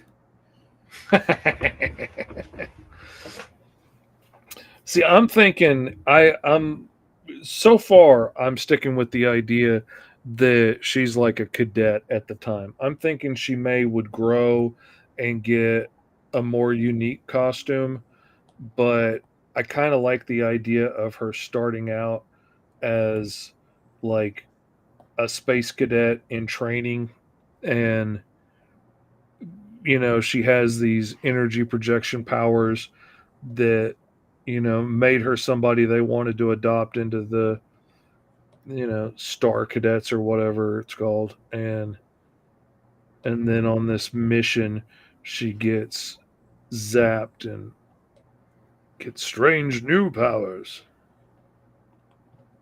In typical sci-fi fashion. Mm-hmm. I'm kind of liking the colors from this. Oh, dang it. Hold on. That wasn't the intention. Kind of. A little Wasn't bit. it? Well, the intention was that I was supposed to do it on a different layer because, with technology, you can play with that kind of concept. So, boom. Boom. All right, then we got that over there. Nope. There we go. Boom, boom, boom, boom, boom, boom, boom, boom, and la boom. Let me take this color because this is actually not that bad of a color to use as that kind of base. Then we take this color and use that probably for the pants. Yeah, we'll use it for the pants. There we go. Okay, that's actually not that bad. This is actually kind of nice. Quite interesting, I shall say. Yes. That is not right. That is not the same color. One of these things is not like the other. She had one fist a lot darker than the other one. Okay. I feel like I'm getting there. I'm feeling it, man.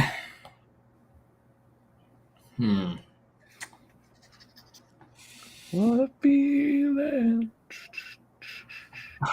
There is a character from The Boys named Jack from Jupiter. Yeah, he's supposed to be the token like Martian Manhunter thing made by Vought. No, I don't want that. Let me see. Okay, so far I think this is interesting. I might have to do another. Dang, why am I getting all these darker like natural colors? I'm not against it, but and I instantly regret it because now my eyes are bleeding with all the cool colors here. With simple designs, it's so hard to find like the right colors because you don't want to overuse some colors because they're overused, but also at the same time, it's like, what else are you gonna do? Let's get that out of the way. Yeah, you know what? Let's give this one a good old try and very natural. I'll stick with dang it. Turn off my iPad unintentionally. There we go.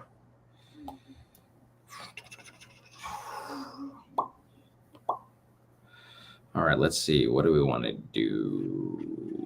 Probably go the opposite, because the last time I used cool colors, that was for Soul Wave, which you totally forgot, by the way, to do the verses. I didn't forget. You just well, I mean, the way you were talking, I assumed you were going You're right not into wrong, rolling. but you got to take over once. I'm yapping too much, man. You got to play the adults like you're older than me. Play the adult. Be like, hold on a second. I mean, we can always go back and do that here in a second and look at the characters from last week too, because frankly, or the couple of weeks ago, I'd like to show off the cover that I did that I think came out really freaking awesome. So we can do that here in a minute. Or actually, I could do that right now too. Yeah, let's do it right now. Probably give me some time to think. And if anything, did I send you the cover that I did? No. All right, I'm going to send that to you now. So, yeah, there's all that fun stuff. Okay. Or, I mean, I could probably show it off here. So, I mean. Here is Soul Wave that Esteban did, who came out really cool. So, like, my inspiration was like, what's it called? Iron Fist with a touch of some Spider-Man-esque designs. And again, I tried not wimping out of the color scheming because, I did the generator thing and I didn't want to, I was like, I'm going to roll the amount. I rolled the amount and I was like, dang it. I had to stick with these colors then. I worked with it to the best of my abilities and I think that was pretty cool. Now let me show y'all the cover I done for Soul Wave. Oh, cool. Just a simple generic standing post because I think he had elemental control. So I want to show off the fire, but making it elementally green, making it so, I don't know. I guess the proper way to say it would be to make it more mystical. And again, showing off the rock arm, showing off his martial skills, but also getting to go with that elemental control. I think it was. Was it elemental control? Yes, it was. That so darn elemental control. Rolled that the first episode of this show. Rolled it the last season of season 1. And a few times in between. And then for mine, I rolled up the Mystic Medic, which had basically the same powers. But as I was looking at the combination of powers, I was struck with my first thought on how you would have that many powers would be something like Doctor Strange, like a magician that, could use all these different spells and stuff to be able to transmute matter and fly and all the other things that we got the ability to do. And that was my first thought. And then I was like, how could I do something new with that? And thought well, what if it was like an everyman situation with those kind of powers? And then I thought what if it was somebody in the service, somebody who takes care of you, somebody who's there to protect you from all these things that happen in the world, the vampire bites and the werewolves and the ghosts and the demons and stuff. And I came up with the idea of this medic who's like an EMT, and part of his job is taking these talismans and charms and things and these funky green glasses that let him see different wavelengths of light and whatnot. And he goes out on calls not knowing if it's going to be a gunshot or a werewolf attack or a possession or, who knows what. But he gets called and goes out into the field mission after mission, night after night, and has his big giant backpack on his back full of bandages and, syringes and charms and voodoo dolls and whatnot, and goes out there to save the day. But the cover, baby, the cover came out freaking awesome. No, you gotta go full. You gotta show that off completely.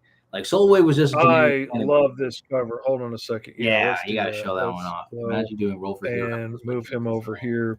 Ooh. The cover came out epic, and I mean, I love the simple old school lettering. I love. He's here on the job trying to take care of this kid that got attacked and is bleeding out. And he's got the IV bag in one hand, pumping fluids, and a stake in the other hand in case, whoever hurt him returns or this kid turns and he has to put him out of his misery. and you've got the evil dude in the back here that attacked the kid, and you've got buckets of syringes and medical supplies and gauze and bundles of sage and a big dagger, and because you got to be ready for whatever comes at you. And I just absolutely love this cover. It makes me want to do a short story about this guy so badly. It is so hard for me to try and not go chasing squirrels, but I am really working hard to trying to stay focused on doing one story, at least until I get this 6 issue arc of Alice out and get the first trade done in it. I'm going to focus. I'm probably going to put out the trade of Green Zone because it's almost essentially finished and isn't going to take a lot of work to distract me.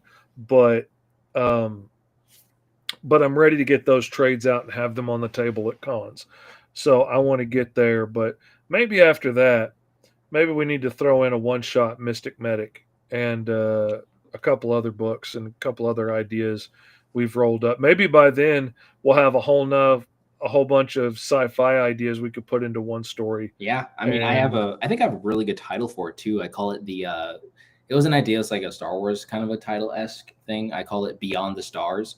So it could tell a vast variety of like sci-fi stories. Heck, maybe characters that we'll be able to create could actually cross over, or team up, fight against each other, so on and so forth. Who knows? Maybe next season we'll practically do the same thing. Maybe even dive into the world of the Primal Empire, and so on and so on and so on. That would be really cool. And by the end of this, we're going to have so many characters for this season that all fit into one sci-fi world. It would be pretty easy to put something together, even if it was, a black and white mini comic or something. But that could be a really fun project to work on. I don't have enough of those that I got to get done. I know, right? Other than that, I think I got my character down. I finally got something here. I finally acquired a completed character concept. Simple in design, but again, it represents that full retro, 60s. Absolutely, Dylan. He says, we're taught don't go chasing waterfalls as kids, but as adults, don't go chasing the squirrels. For real. And I guess it also depends on how country you are.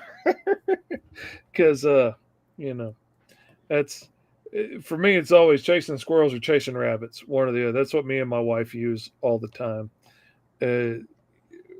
I will catch myself in the middle of like cleaning up the kitchen, and the next thing I know, I'm in the bedroom, pulling stuff out of the closet and organizing it. I'm like, dang it, I'm chasing rabbits again. And then I'll try and go back into the kitchen and focus on that again. And then next thing you know, I'm in the office pulling stuff out and starting to reorganize it. And being ADD, I can't clean up anything without pulling everything out and starting over from scratch and putting it all back away again. So I got to make a bigger mess before I finish it. As one. My son's the same way, drives me up the wall. But I know where he gets it from.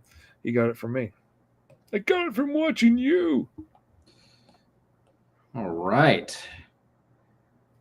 Now I got to at least see if I can put him in a pose or something like that could show off his I'll get onto that cover later. I got to draw my characters in poses because I realize I just tend to just draw them standing. I love drawing them standing because it's just easy.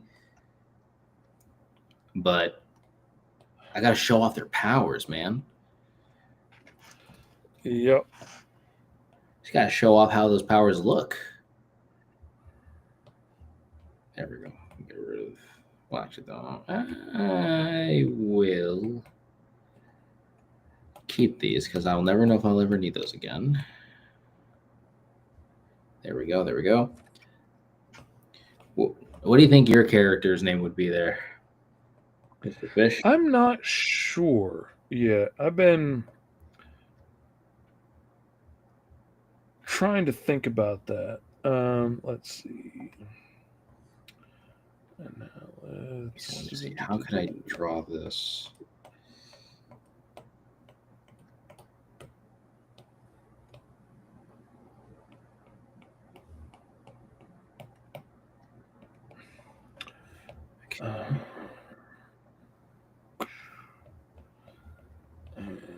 Oh no! Oh! I know what I'm gonna do.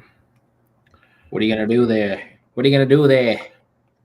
I'm gonna paint that shape of her body black, and I'm going to convert it into an image material, and now it's an object, and I can do all kinds of different things with that object. Like I can change the color of it, and then I can copy and paste that object and shrink it down a little bit more, and then change the color of it,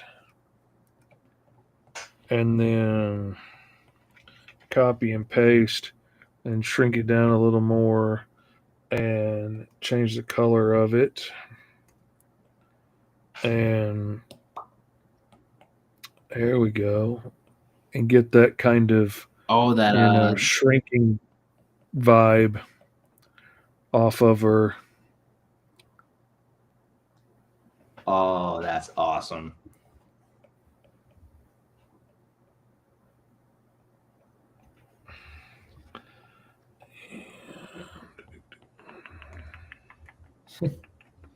Nitro Star or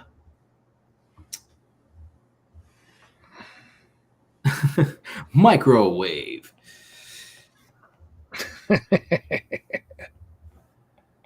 It's all the rage. All the kids love microwaves. It's all they talk about on the playground. Or as my father puts it, you live in a microwave generation. You know, it's everything's instant. You guys can get it whenever you want. I can't wait 30 seconds for popcorn. I need it now. Exactly. So our powers that we ended up rolling up for Sniper Panda, we basically got size change and energy projection. So Mr. Fish is going for a more like shrinking character, apparently, and then I'm going for a more growing character. So I based my character on the idea of like, oh, mine's based on Jupiter, the gas giant planet.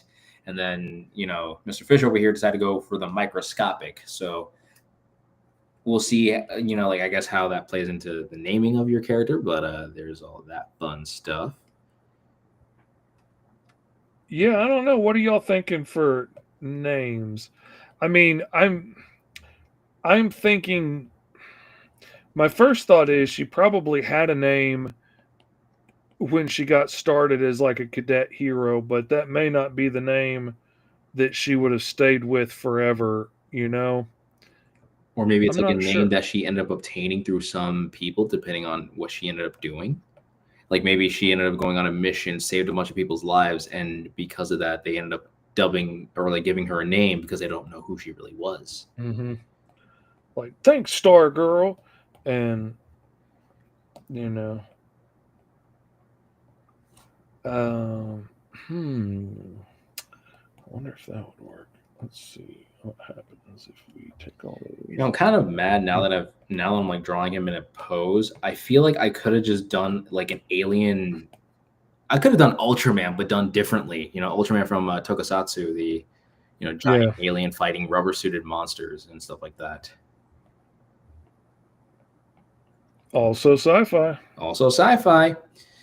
You're correct there, Mr. Fish. Again, sci-fi isn't just technology. It could also just be anything you want it to be. That's why I love this show. Again, was I planning on drawing a 1960s style retro hero? Absolutely not. Am I happy that I'm doing it? Absolutely.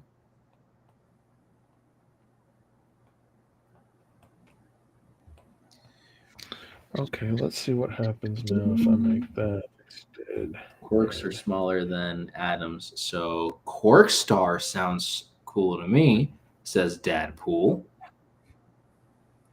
That is cool. Ooh, there's another one, Electrolyte. He got what it takes. Then there's Cadet Cosmo. Ooh, Cadet Cosmo, or maybe that's part of the cadets that she's a part of. Maybe she's simply known as a Cosmo, like the Cosmic Cadets. Exactly. That would be cool. So she's, if anything, we can combine that. She is Quark Star, the Cosmic Cadet. There we go. There you go. Got a winner right there.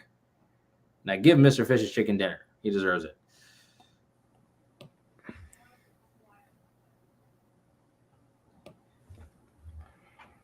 And I have Jupiter Jack, the Giant, or the Maybe. Galactic Giant. No.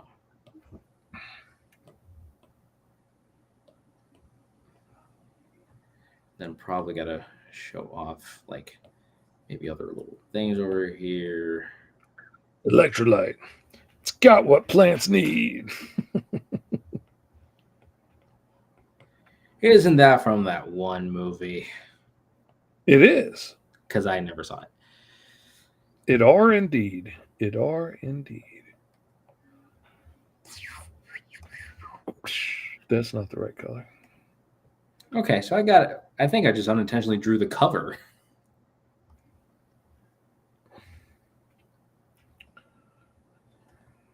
Well, how would I guess I would have to do the reversal if I was to show him changing in size, because like you did it from big to small. I gotta go from like small to big. So I gotta figure out how I gotta do that. Oh, you could just put like a tower or something by one of those. I mean, he's standing over a mountain range. Yeah, like in the space, out in space and whatnot. Yeah, you put a rocket ship or a castle tower or something down there in the canyon, or put snow tops on some of those mountains, and that will tell you, that he's gigantic. Yeah, because now Yeah, that absolutely is the movie that gave us Crocs. That's crazy. there we go. Sad but true. Sad but true.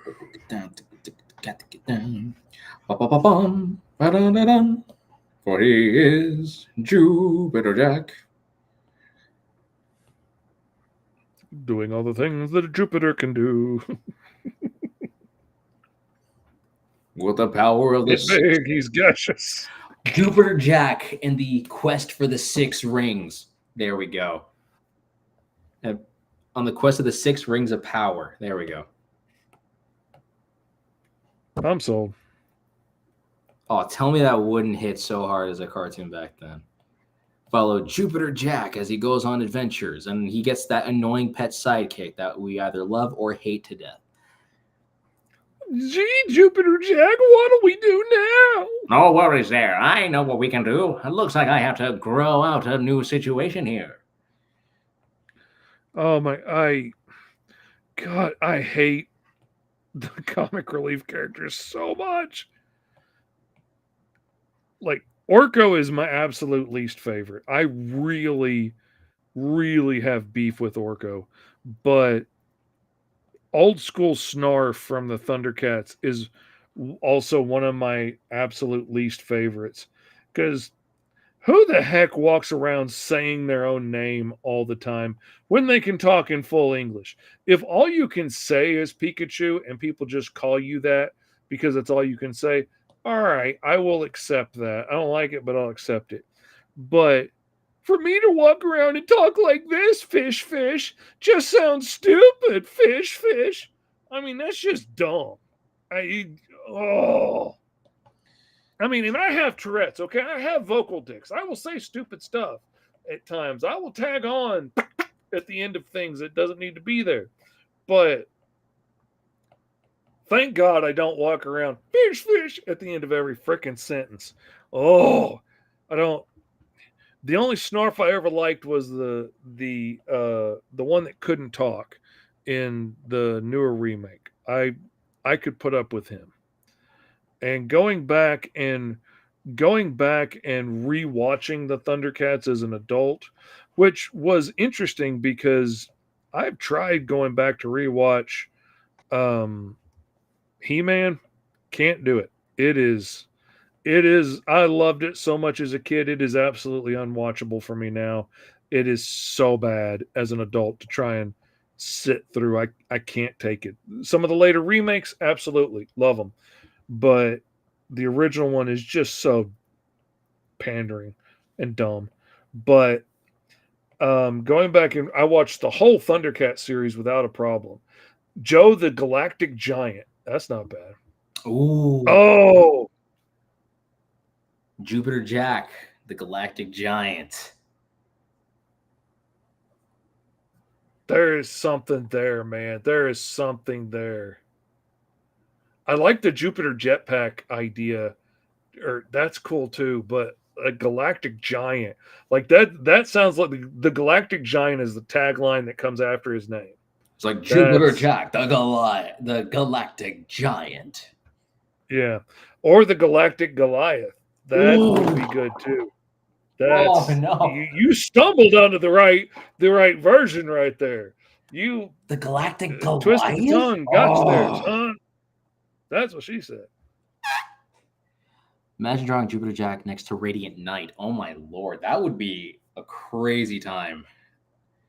Probably if I do at some point, I'm going to do a roll for hero recap and showing off the character. Probably, tell a more polished story or like a polished, proof of concept and whatnot. But then probably I might do like a variant cover showing off, Jupiter Jack with the Radiant Knight.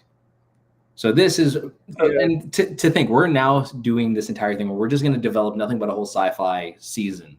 So for the next 11 episodes from here on out, we are going to create a bunch of characters, and we're going to figure out so much more for this world. Oh yeah, we're going to figure out so much of it. Now, mind you, we can also even go as far as to say that we could keep this either like, because Fish, you and I could have this in the same like sandbox, if you will, of like, oh, so this could be my character who's on this. Well, I think we absolutely should. I mean, I absolutely think that we should.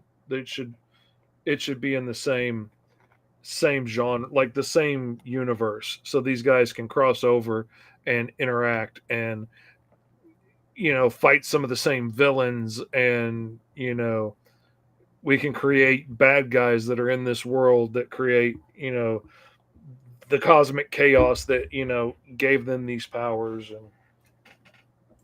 and like Dr. Seismo that's obsessed with size changing and growing little aliens into giant monsters, and turning people into atomic sized, all right, disappearing entire cities that way and stuff, and accidentally turned both of these people into more powerful heroes with his nonsense.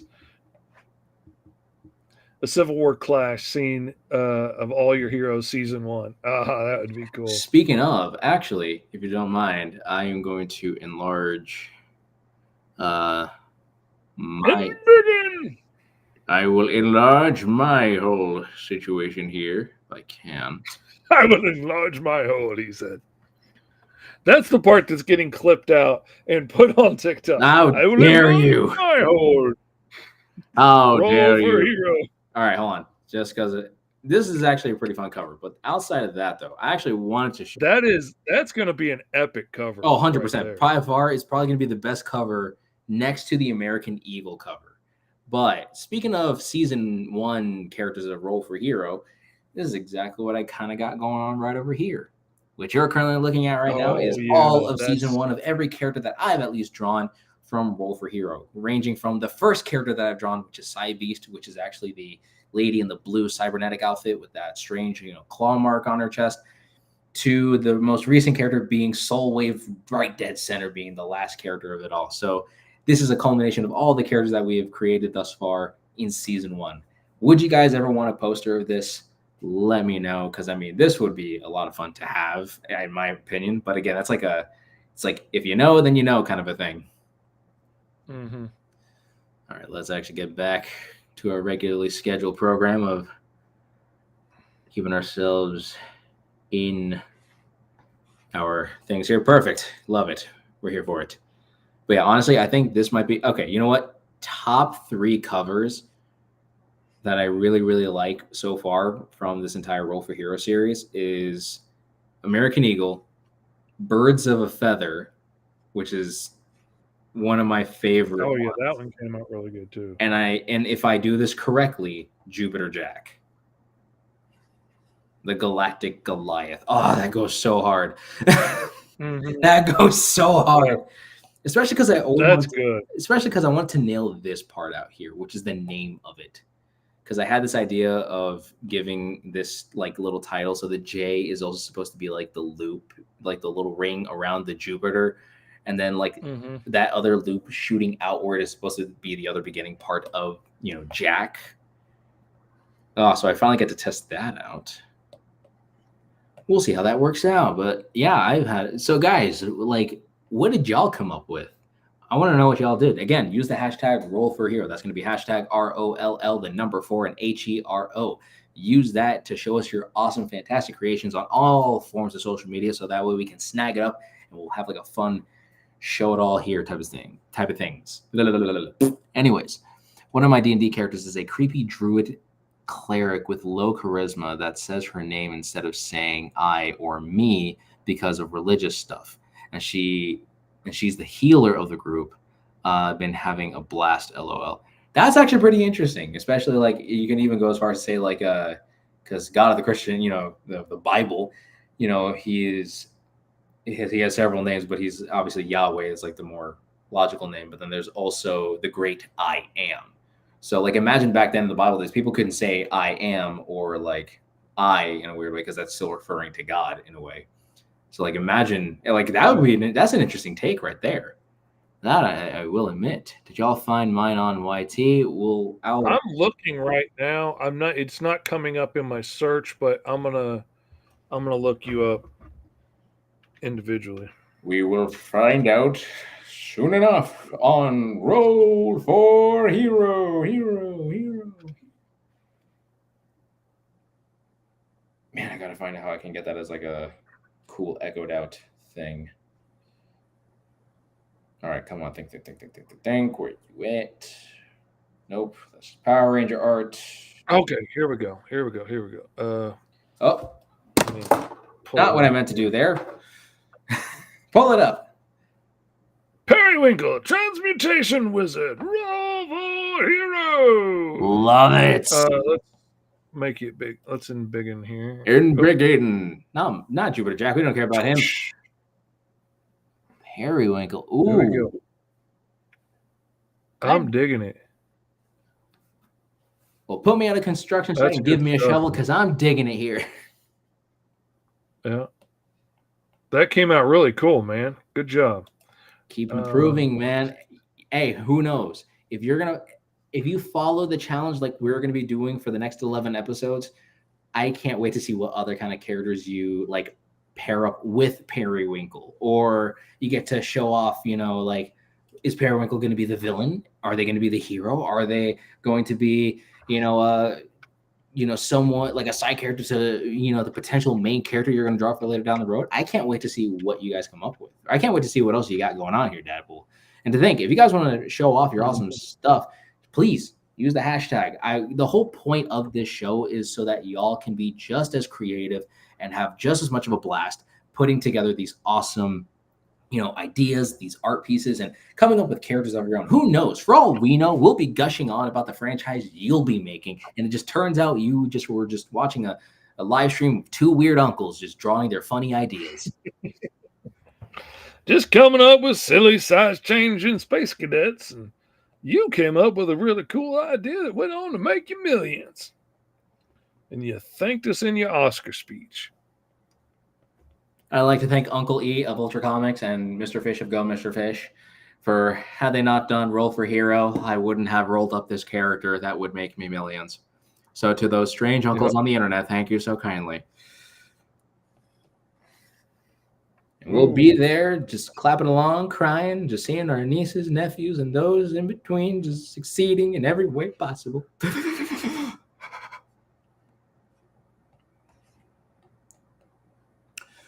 I don't think that's the cover, but I'm digging. That would be cool as like a trading card. Like imagine if you were to have like we create trading cards of all these characters, and that would be like the cool like effect kind of card. Like make that a holographic.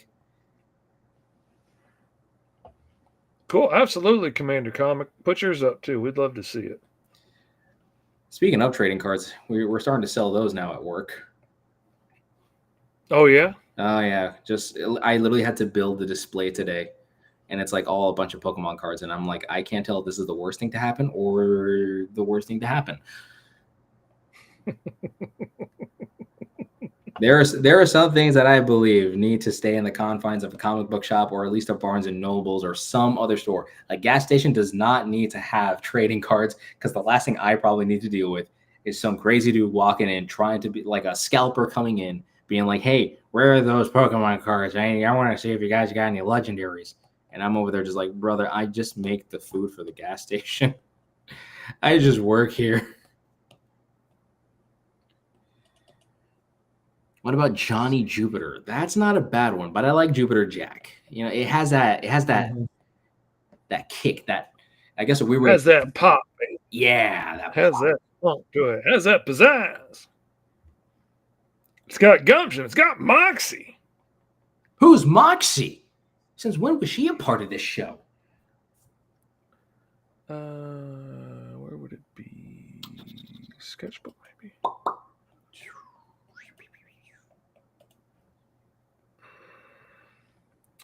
I would love to, if I ever somehow find the ways to do it, I would love to do like the Roll for Hero recap.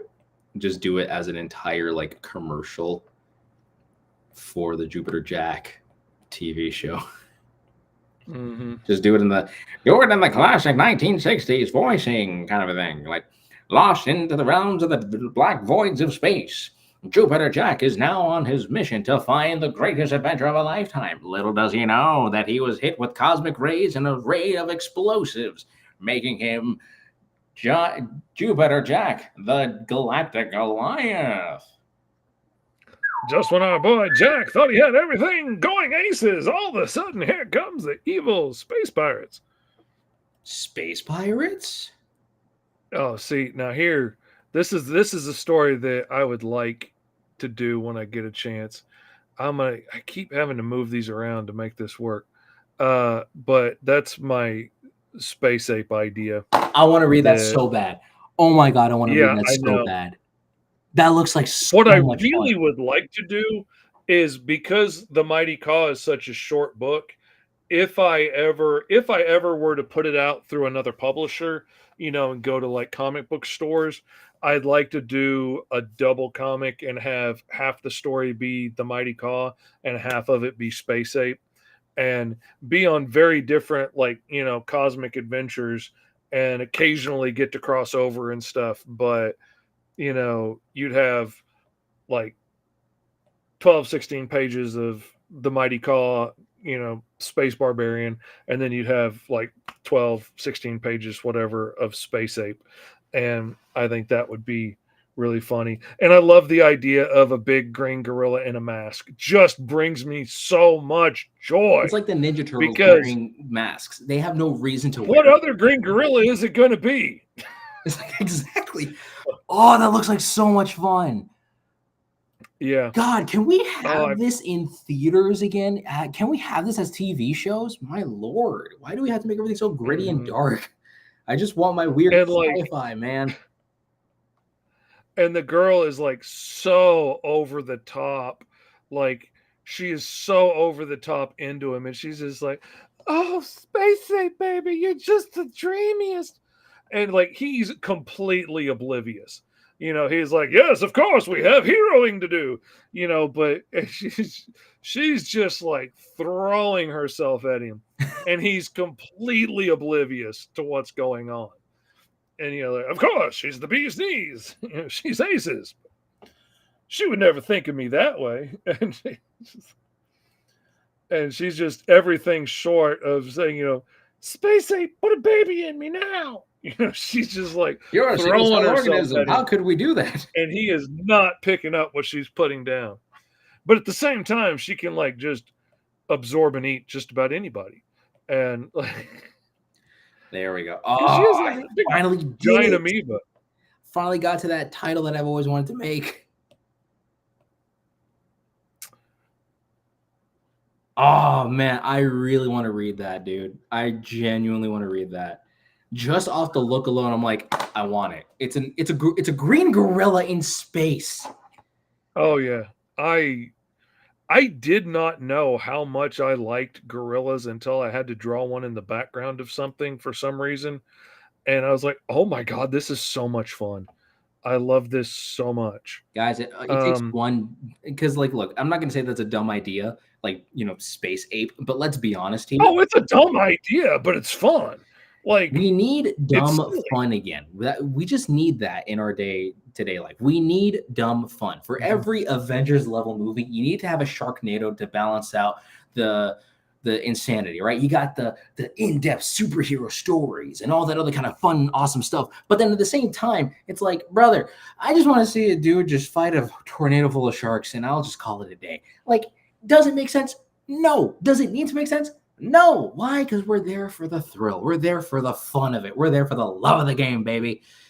And I really want that to be back in our entertainment sphere. Like, I want to see just stupid, wacky stuff. Like, if you have an idea, like, again, one of the things I would love to do, I need this like a year ago, dude. Are you kidding me? Yeah, like, you get where I'm going with the spaceship and stuff. And, of course, the spaceship transforms. Like, wings and stuff can pop out, and, it can go from being more torpedo-shaped to having wings to fly through. I'm thinking it could probably even pop out some wheels and turn into, like, a '57 Chevy-looking thing driving Or are down you the. trying to create a toyetic, I am absolutely 100% am going with something to make it just as, like, look like it would pop off the toy shelves idea. Just fun.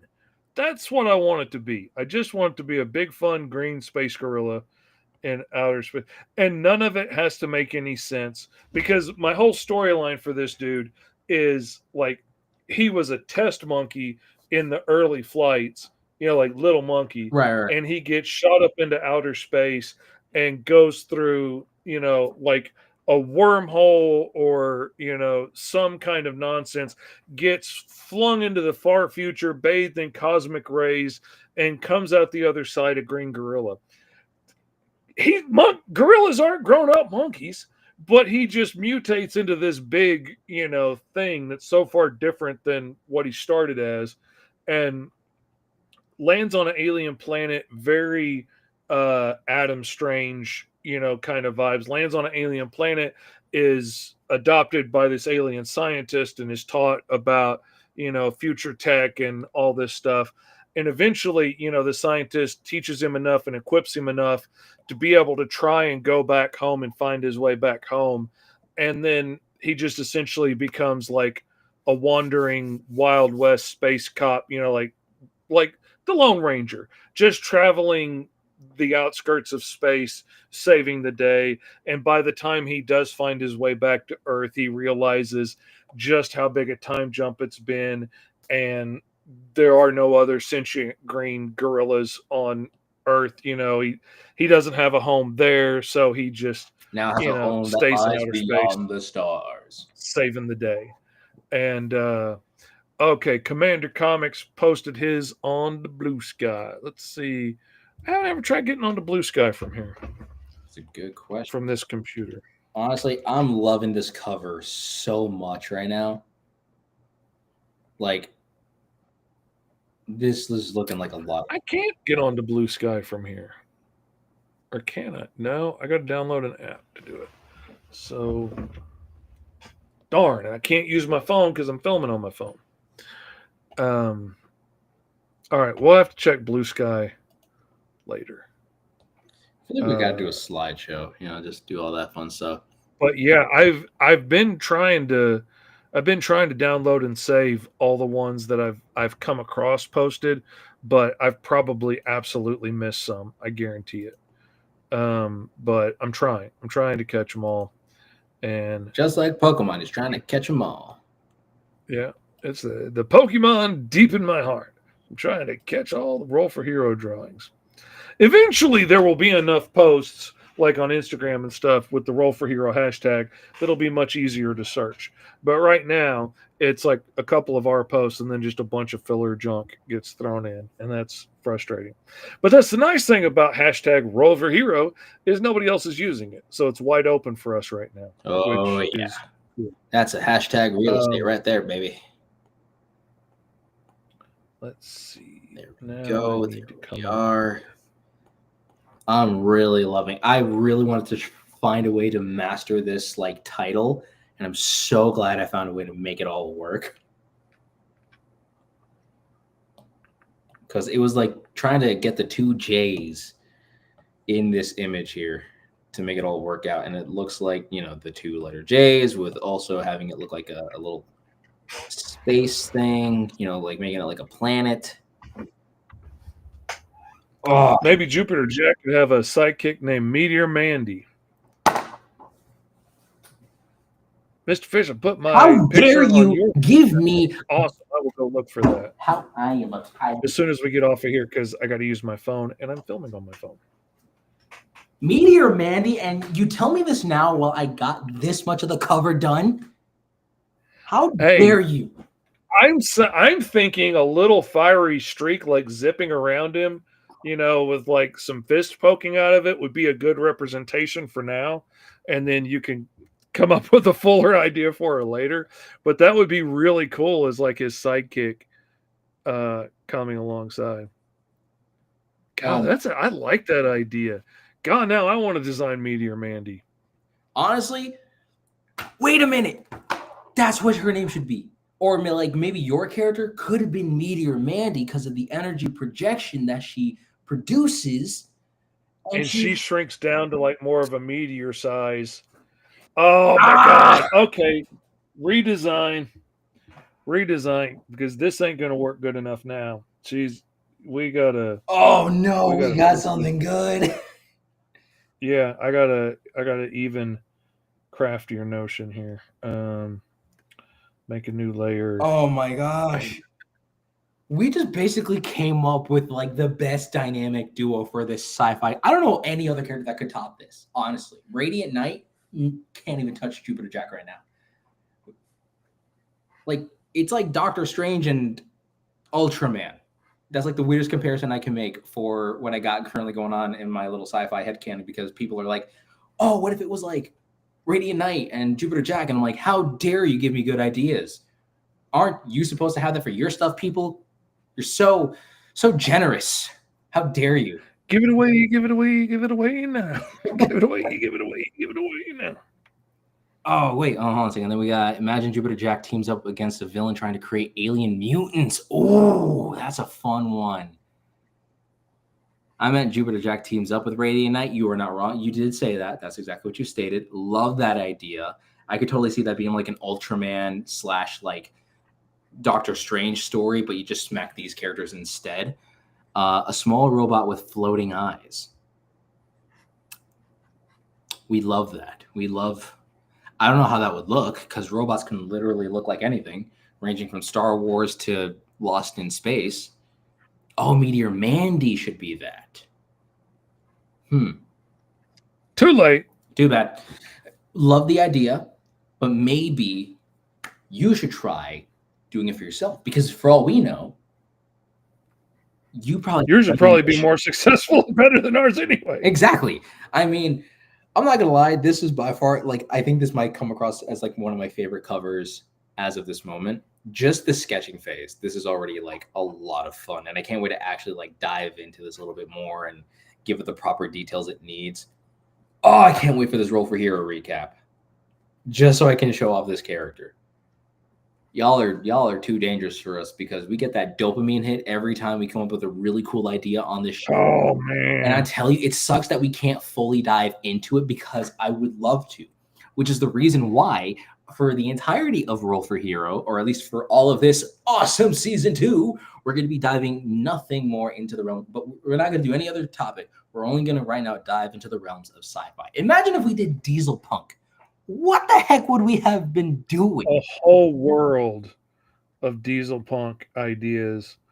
Or, you know, it for one season, it would be really cool to roll up like a couple of settings and have to mash them together, like say the Wild West and like high tech Japan, or you know, dinosaurs and steampunk, or take some things that are very different from each other and have to combine them together into the world that we're creating for. Could be really fun.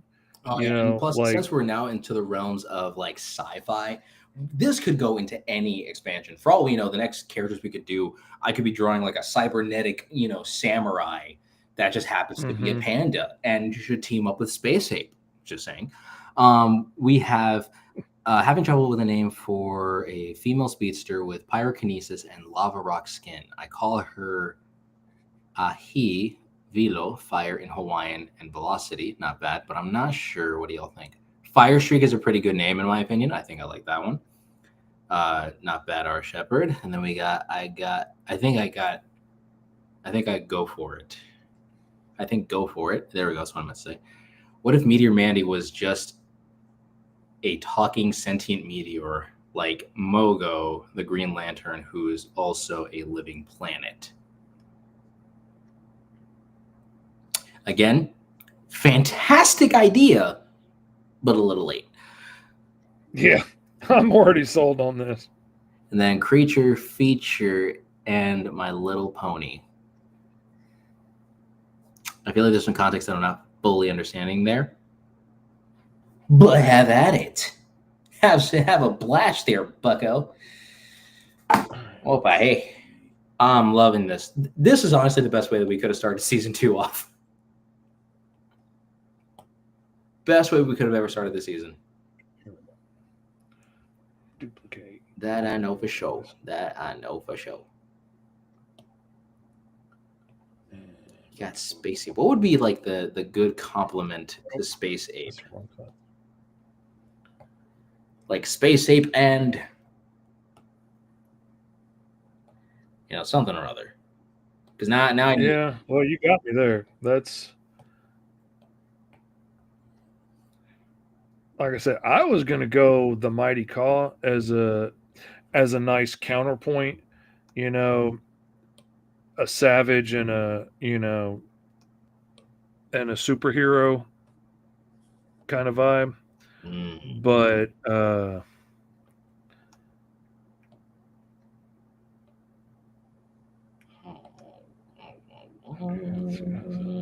pretty close. All right, there we go. And it's a little bit off. Where was that? I forgot I changed her size. So now I got to match up my old line art to the new size. There we go. Get it to fit. Oh, wait. You know what I just now thought of? Hmm. Hear me out on this. Jupiter Jack would be like the Hanna-Barbera cartoon show that would play if we ever did the Diesel Punk universe. Oh, yeah. So it's like a universe in a universe in a universe kind of a thing. Like the little Russian doll effect there. Mm-hmm. That would be a blast and a half. Can Jupiter? That would be cool. Hold on, we got creature. You had me at Panda. Do it. I was thinking like Panda Samurai, but I don't know. I feel like it needs to have that kind of a. You got space. I want to do a series so bad about sumo wrestlers. I've had a sumo wrestler superhero character since I was a kid. I've wanted to do a series about this. Ben 10 is the only reason I haven't done one yet, because they did the Sumo Slammer. Yeah. And it's the only reason I haven't done one to date, because I didn't want to sound like I was ripping them off. But I love the idea of doing like kind of like that fantasy story that we were working on with the animals and stuff, with the, and everybody's from like a different tribe, different skill set. Yep. Like have a bunch of sumo warriors that are from different tribes and have different skill sets, and some are tech based and some are mystic and some are whatever. Like they've all got these different skills and abilities and come from these different clans, and you got this group of sumo samurai type warriors that are coming together to save the day. And just, I want to do that idea so bad. And, eventually I probably will. But I just needed a little space between me and sumo slammers to do it and not sound like a total ripoff. Man, the best way to do this is probably just going to be. All right. I love sumos. I made sumo robot a lot. Ooh. Space Ape is the smart one. He has a caveman human as a dumb sidekick, but he's the muscle. That's a pretty funny idea. And then I love sumos. I've made sumo robots a lot in my own comics I sketch. That would be awesome to share at some point. I would love to see how that looks. And see, I would like to combine it with another idea I had for like a kid's story, or a more kid-friendly story, and where there are these like cybernetic samurai warriors, and they were like mankind's last ditch effort to like create warriors that could, defeat their enemies from other nations. And everybody was racing, all the nations were racing to build the best cybernetic samurais, and they sent them out to battle each other, and they ended up almost wiping out humanity altogether. And, kind of Rise of the Machines kind of thing. And this 20 cybernetic samurais nearly wiped out humanity, and they had to start over from scratch, and it became very fantasy type based. There's still some tech left over from the old world, but it's more of a fantasy looking world with some hints of old school tech in it. And like one of the kids in the story, his family makes their living mining an old trash dump that on their property, and they mine it for metals and things. And this kid's really into trying to figure out the old world tech and stuff. So he's the mechanic of the group. But and in the process, he ends up digging up one of these warriors and turning it on because he thinks it's just a kid. And it turns out, as the story goes on, it's one of the most.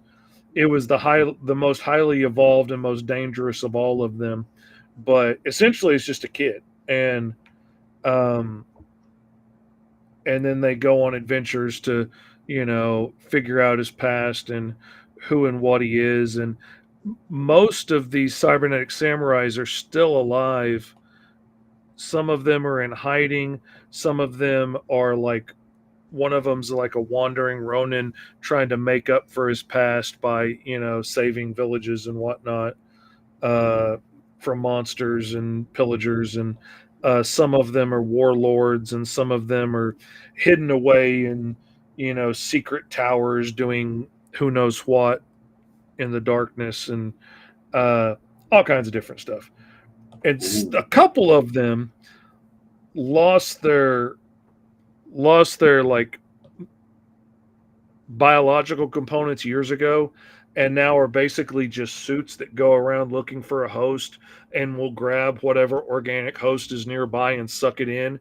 And so like you could just be a frogman chilling in the pond, and and then all of a sudden you get sucked up into this suit, and now you're the frog cybernetic samurai dude. And it's a crazy story, but I thought it would be a lot of fun, and a fun idea and easy to do, and very like kid-friendly themes that you could sell at like newsstands and stuff, and not make anybody mad because there's so much blood, like Alice Lost in Wonderland and the Mighty Claw. Yeah. Oh, yeah, the Mighty Claw. I don't know why I thought it wasn't going to be so bloody when I started a book about a barbarian who's the deadliest bird barbarian in the galaxy. Exactly. But yeah, it got bloody real quick. And we also got some I was a little surprised. Interesting little things over here. We got, what's it called? Imagine doing a season for Roll for Hero that has half of it being different settings, like oceanic and then fantasy. Like maybe for like 6 episodes, we do all things oceanic, and then the last 6 would be all things in a fantasy setting of that nature. Then we have Sumorai, like a sumo samurai. That's pretty cool. We have Space Ape and the Void Droid. That's actually pretty cool. That I like. That's Space Ape better than and Murder Void Droid. I have a Stranger Things story involving clandestine shady government agency. Sorry, I can't read that properly. I didn't want to. Clandestine. That's the I'll one. bet. Clandestine shady government agency and experiment a giant Sasquatch named Mr. Bigfoot and a young 8-year-old boy he befriends named Timmy, not Jimmy. What about how about a female heroine who has lost her father to a criminal gangster who lives in a city like Hong Kong and New York mixed, and her hero name is Orchid. Okay, hero name Orchid. Awesome. We love that. We're here for it. Commander Com, you are on fire with these ideas. Man. Let's see. We got our shepherd saying Mr. Bigfoot projects the kid and fights other cryptics like the government, and the kid is a runaway. All takes place in a Washington state. Oh, that would be very interesting. And again, back to Sumorai. We love Sumorai. We're here for it. Or imagine fusing the settings to put a role for hero. Or imagine fusing the settings to put a role for hero for a season. I think were you trying to say the idea of like, what if we took 2 settings, fused it, and that's the whole season for role for hero? Because if that's what you're saying, yeah, that's not a bad idea.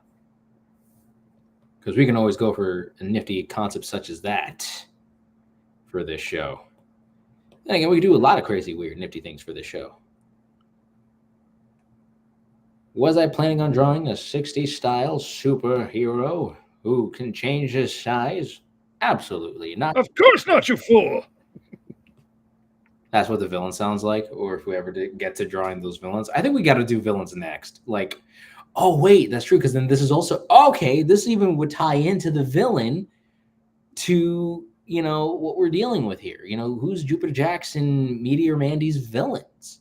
There we go. Okay, so that's what you were trying to say. So you were confirming that we roll up 2 settings and then we merge them, and that's a fun idea. That I can't wait for. That I cannot wait for there.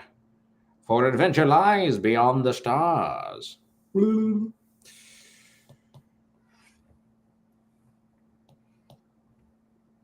Space, the final frontier for all forms of creatures beyond the known galaxy. No. There we go. Guys, you are on fire. You guys are on fire coming up with these awesome ideas. Void Droid would be the robot companion sent to save the monkey that became Space Ape? Hold on a second. What? That would be so That's not a bad idea. That would actually be... I'm glad I thought of that. Totally. Not at all was that a suggestion by one of our fantastic nieces and nephews that are currently on stream right now, just giving us some fantabulous ideas. Not at all is that the case here.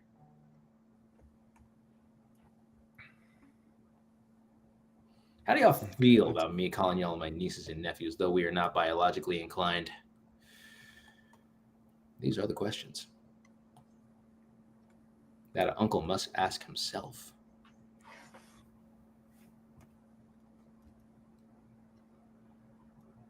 Okay, imagine the villain. Oh wait, hold on a second. Oh, there's something. See, I like this design a lot more now. This is more unique and has a more... Yeah. I don't know if it's iconic look, but it definitely has a less generic look than her suit did earlier.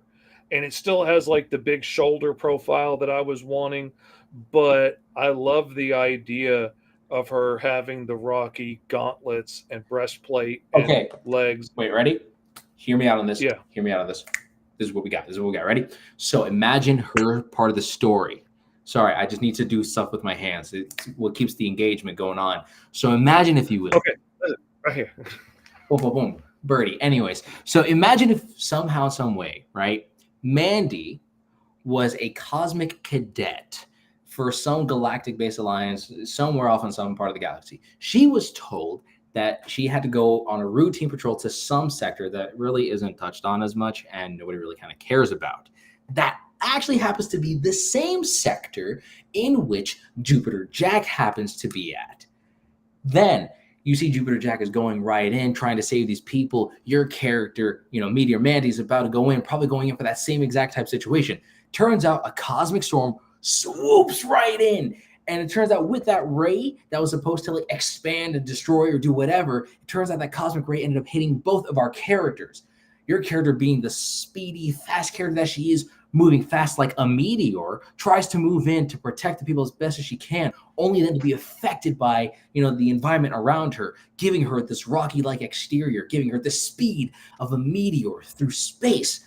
And, Jack, not being as big, he was trying to protect these people as much as he possibly can, trying to be like a big shield. Little did they know that they ended up becoming Jupiter Jack, the Galactic Goliath, as well as Meteor Mandy, the speeding rock through space. Come on, the dynamic duo of this entire sci-fi universe. What are we thinking here, people?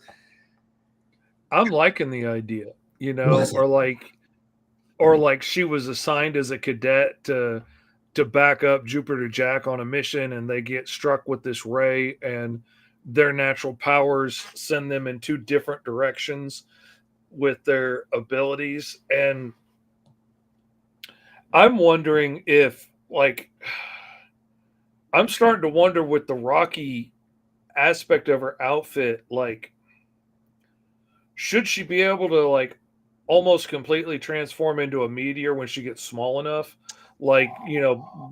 Just become like rock on the outside when she's small enough. The more she grows, the less for the rocky exterior, but the more she shrinks, the more she just becomes like a baseball-sized meteor just shooting through space. And she'd be more armored the smaller she gets, and more exposed the bigger she gets. But then she's also bigger and could stomp on you. But but then the smaller she gets and the faster she gets, and I'm loving the idea. And the best part is we get to touch more onto these characters for the next couple episodes. Yeah, we get to keep building in this world, and this is absolutely the kind of goofy world that Space Ape would be in, and the kind of people that he would cross paths with in his mission. Which just this makes me so happy. This makes me so happy. I mean, come on. It's not every day you get to actually. I think this is by far one of the best things we could do for our show, was actually allowing ourselves to fully dive into a whole aspect of a universe. Because first season, there were so many characters that we've drawn. Again, we only drew about 12 characters, but 12, 11. For me, it was 12 because, it was more than 12, I would say, because I ended up drawing one or two other characters outside of this. But the fact that we ended up coming up with so many cool characters, they came up with their own fantasy. These characters developed their own worlds based off the powers we rolled. Guys, you know how crazy that is? Some of these, for me, the one that really hit me the hardest in terms of the one that could be its own franchise, the Primal Empire. The first episode of Roll for Hero, when we had to create fantasy elemental heroes. And I basically rolled up Avatar, The Last Airbender meets, Aztec-style luchadors using, tapping into ancient animal powers to control the elements.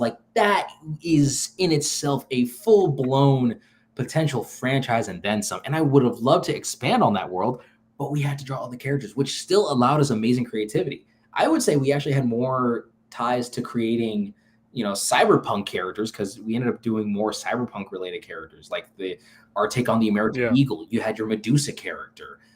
We had the Birds of a Feather. There were so many characters that existed in that cyberpunk universe. We had the steampunk universe, with Shelbyville, Featherwind, and Todd, Ivan, and so on and so forth.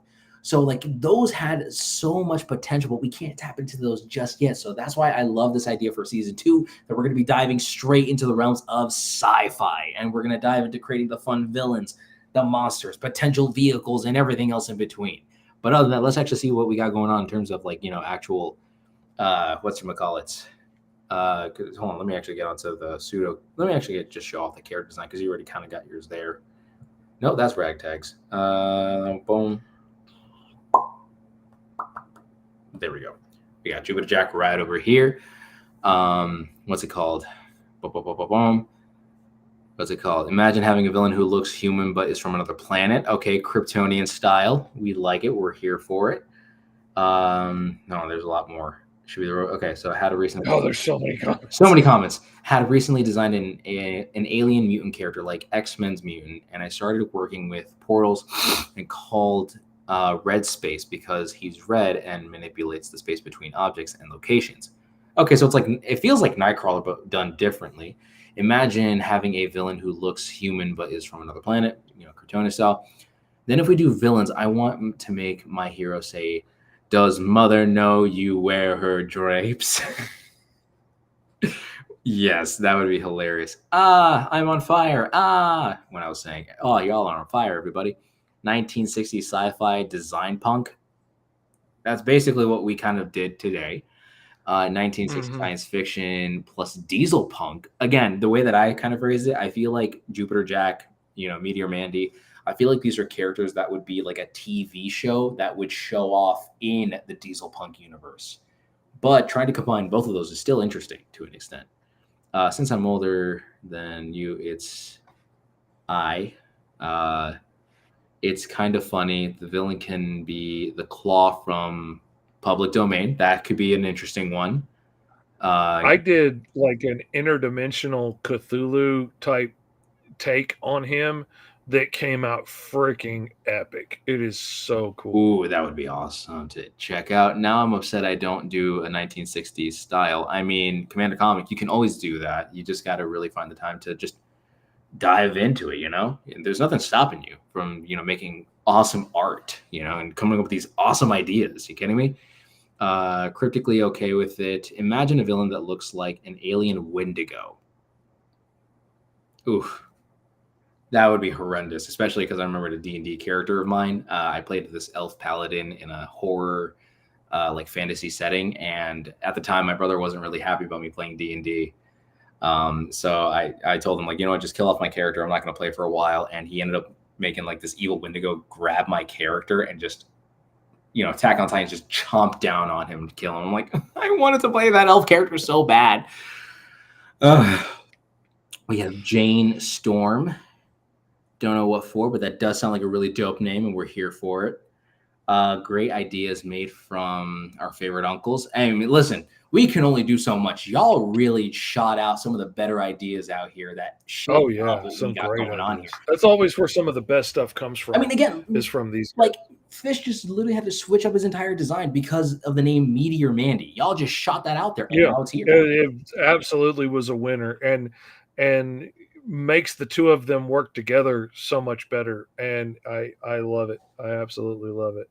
Jack is a jumping jack. Love that. So like Ego and Galactic, giant meteor body, kind of like an Ego from Guardians of the Galaxy. It's just a giant planet. Mm-hmm. Space Ape, Void Droid, and the Blip, a wacky space ghost team taking form. I don't know who the Blip is, but that does look interesting. That does sound interesting. Season 3, Steampunk Universe expansion. Oh, listen, the temptation. I'm thinking that's one of the things we need to do one season is let them vote on which one we go back for and flesh out that world more.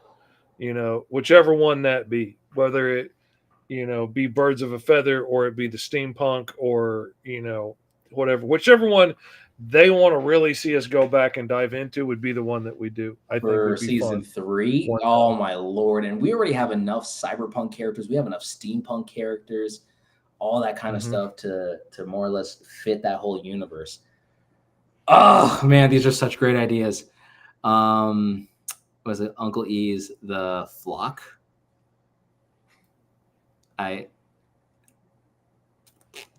Interesting. I'm kind of lost on that part there. Imagine the role for heroes are trapped in a battle arena and forced to fight. Now there there's your short story right there. That there is You a know, simple like getting to show off Battle characters do Nexus cool things. battle royale between all these characters that get sucked from all their different worlds and put up against each other. That would be a story right there. Oh yeah, That would be a fun story to get to do as like a Kickstarter and like have a tier where people could vote in. buy in and get their character put in the story and like weave them in as people that you have to fight and stuff.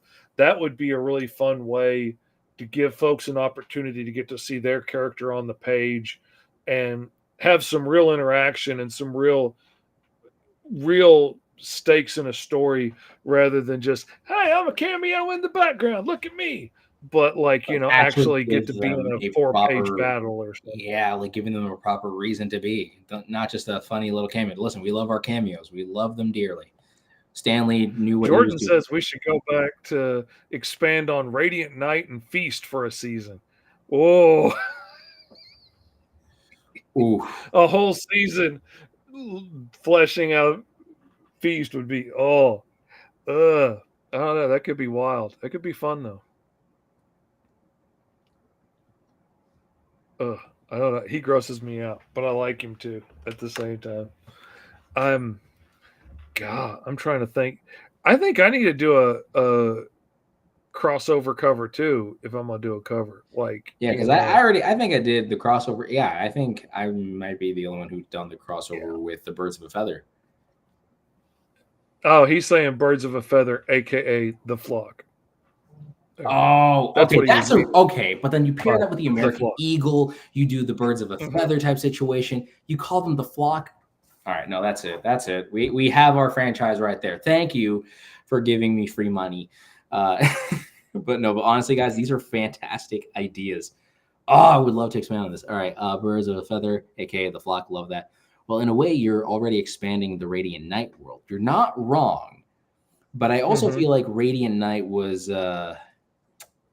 Honestly, I was really thinking a bit too hard because Radiant Night and Feast, those were, so I rolled up the stats or the origin for the concept in general, and Mr. Fish took it to a very different direction. As to me, the eating I went very different. Oh, very different. For me, the eating portion was actually the personality type. It wasn't really the power type. But that's where Mr. Fish took that concept and it's like, oh, I'm gonna take this over here. Thank you very much. I'm gonna take a hard left turn here. And he just went to town and then some. So I mean, can't blame him for that because I would have done the same thing.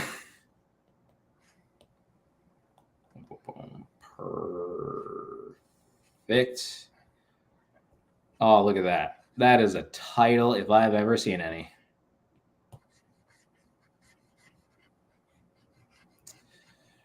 Look at that. Tell me that wouldn't be like a killer title for, oh my lord. This is a title. This is a title that needs to be a thing. I feel like this is something my dad would have watched growing up. Jupiter Jack, the Galactic Goliath. You know, have the classic trumpets playing and whatnot. Oh, what you got sketching over there?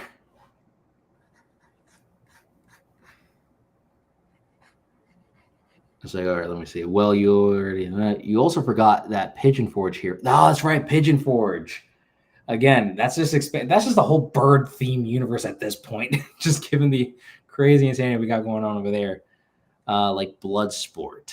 Probably, especially if we were putting them all in a battle arena, making them fight to the death. That's what it kind of sounds like. Absolutely.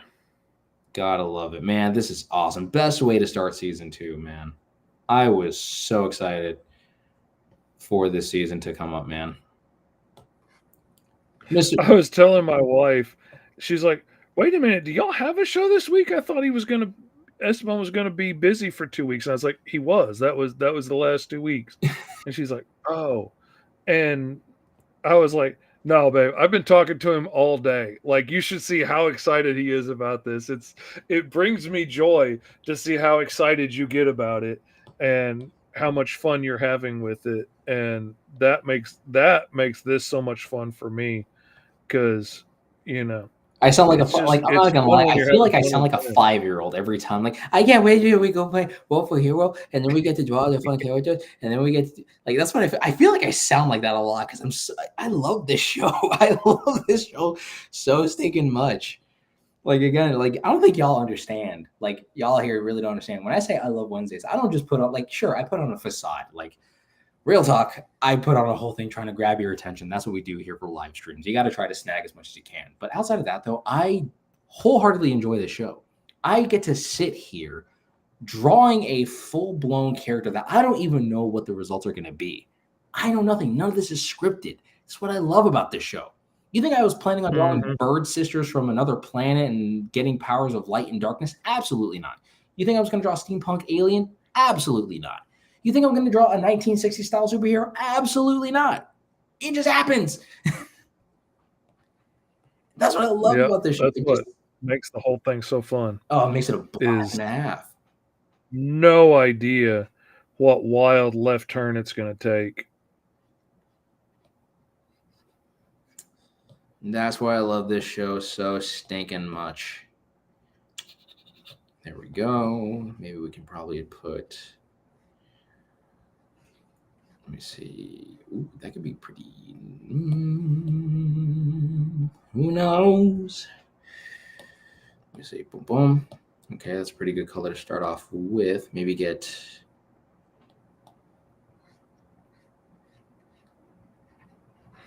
Maybe I should have put.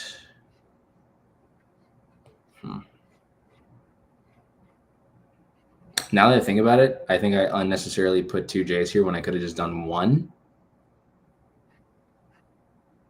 You probably could have. Yeah. I couldn't think of it. Could have done just one. Live and learn. Live and learn. Yeah, I could have honestly just done it with one. Oh my lord. It is until now. Probably gonna have to fix that a little after the stream or something like that. But man, this is a lot of fun. Yeah, I thoroughly enjoy this. It's always a stretch because we don't know where the ideas are going to go, what we're going to end up with. And like sometimes we could get, like you said, the same basic role and come up with something so wildly different. And that's what makes it so fun. Let's see. Did we hold on. So we got sounds like a cheesy superhero series. Oh, hold on. Birds of a Feather could be the Blue Angels, like the Jets. All right. And then you have, it sounds like a cheesy superhero series. Of course it would be. It would be a blast and a half and then some. Contest of Champions or Live DS. Or Contest of Champions or like DC Comics KO Slaughterfest. Okay. Slaughterfest. Yeah, okay. I feel like a 5-year-old do talk about ideas. That's just how it is, man. Hey, my girlfriend comes here from Africa. Should I plan ahead when she comes? Hey, bro, we just cracking jokes. You should always plan ahead when it comes to your girlfriends. Oh, obviously. That's just a. Plus, being given weird ideas from the audience. Oh, yeah. On top of the stuff that we roll, like again, prime example, Meteor Mandy. The fact that, Mr. Fish just switched up the character, like, I'm not like 90 degrees, not 180, but 90 degrees, and just gave it that proper overall aesthetic. Boom. Already came with a fun, fantastic character. Like, this is fantastic. Great way to begin season 1 of Roll for Hero. I can't wait to see what other characters we end up creating in this full-blown, like, universe. So it's like that. Okay, you know what? I like this title, but now I'm gonna see if I can. I live and I learn.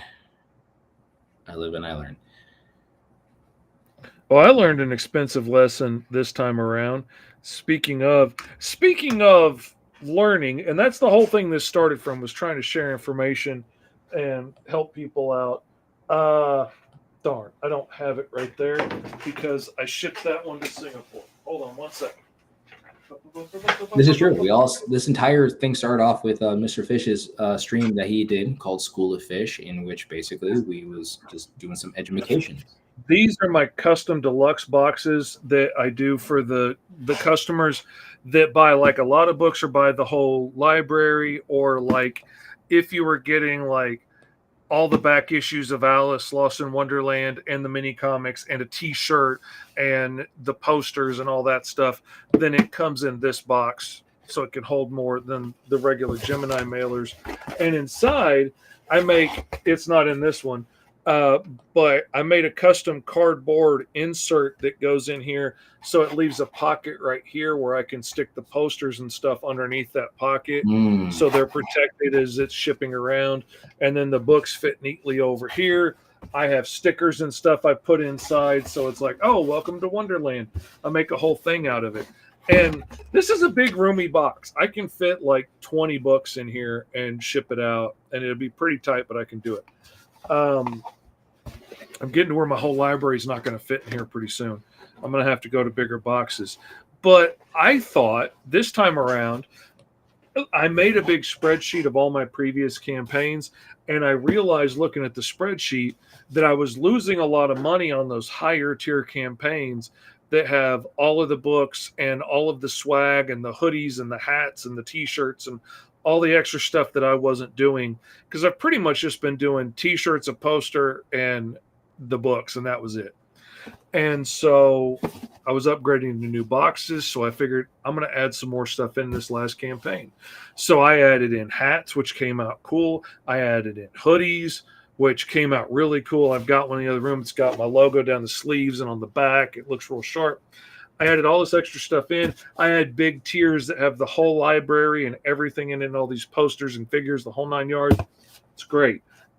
And that top tier that had all the crap in it for like $285 or whatever was the first one that went. And when I launched the book, very first one that went that first day. Great. You know, you got some of those people that just always show up for you and back and support you. It's amazing.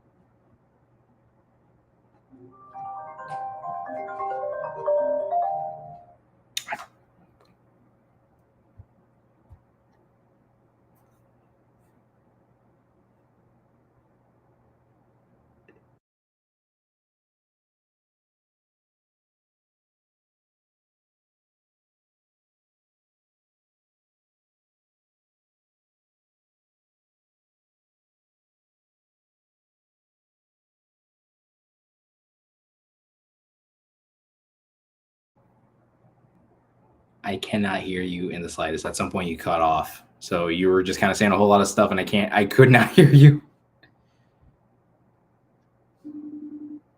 I don't know what's going on.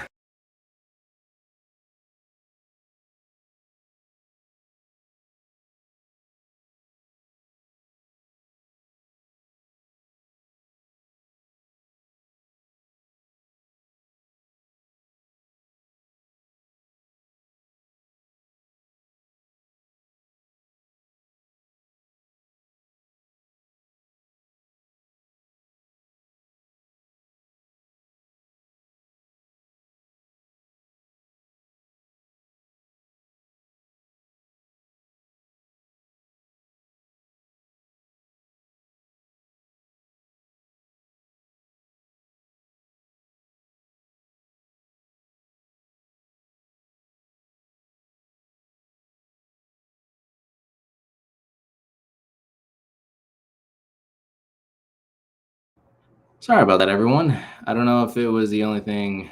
I'm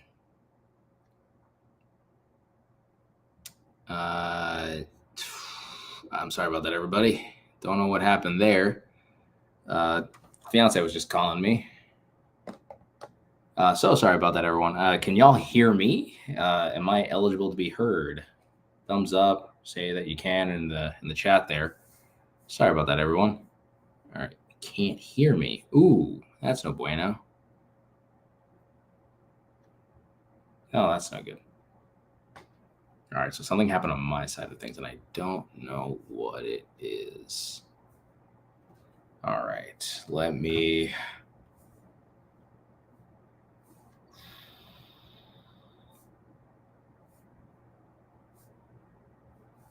Whatever happened is happening on. Nope, never mind. All right. So I guess it must be a suggested thing then, or it's like some people can, some people can't. It's happening on my end. Hop back on. I'll get out and come back in. Oh, so sorry, everybody. All right, then hold on a second. There we go. Sounds like Mr. Fish just hopped on, right? Am I going Okay, crazy? how's this? Potentially, maybe. Who knows? Can you hear me now? La All la right. la la la. All righty, we're back in action. Okay, good. Thank God. Good deal. There was a All right. whole thing that you were saying, and I'm like, dang it, I can't hear you. And then the fiance calls, and I'm like, great, love that. Well, what I was saying is I invested all this in I brought in all the hoodies and the t-shirts and the hats and all this stuff, and the nice fancy boxes that I have with all the cool stuff built for the insides will fit like a couple of books and the hoodie or a couple of books and the hat. It would not fit the whole library, the hoodies, the t-shirt, the hat, the whole 9 yards. So I had to put the shirt and all the books and everything in the fancy box. And then I had to reclaim some Amazon boxes to ship out to several backers to put their hoodies and hats in so that they got everything in good condition. And it cost me about $30 per backer at those tiers to ship out the extra stuff to them. So it was a very expensive lesson to learn, but I am a believer that sometimes God makes those lessons very expensive so we don't forget them. So we're always reminded next time it comes around, let's think twice about this. And making sure everything fits in the box is an important thing. And I remember when I set the tiers up originally, I was like, I need to get bigger boxes to make sure I fit everything. Somewhere between there and the end of the campaign, I forgot about that mental note that I didn't write down anywhere. So I was like, yeah, I figured it out. It'll fit. It does not fit. I lost some good money on that. But you live and you learn. I will not be making that mistake again. I can guarantee you that. Oh yeah, and So there you go. Unfortunately, that wasn't all in one nice, easy piece to digest, but I got it out there eventually. Let's see. as we do. Alrighty. So sorry, everybody, for that strange minor inconvenience. Don't know what that was all about. Yeah, I don't know. And a couple of people could hear me, and you couldn't, and then other people couldn't hear me. So that's weird. I have had problems when I use my old cell phone as a camera. Occasionally, it will just glitch and just we're not cameraing anymore. Times ran out, and it seems to be kind of random. I thought it was at the 1 hour mark, but other times it's not. So I don't know what's going on there. Could you send me the full image of your guy so I can make sure I'm getting the details on the costume right?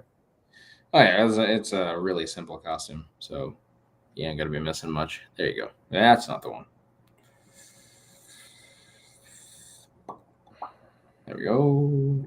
All right, this is looking a lot better. The 2 letter J's was a little pointless now that I thought about it, because I'm like, that J wasn't connecting to anything. This one actually feels like it's connecting to something. And we can actually, there we go. Oh, that feels more accomplishing to look at. There we go.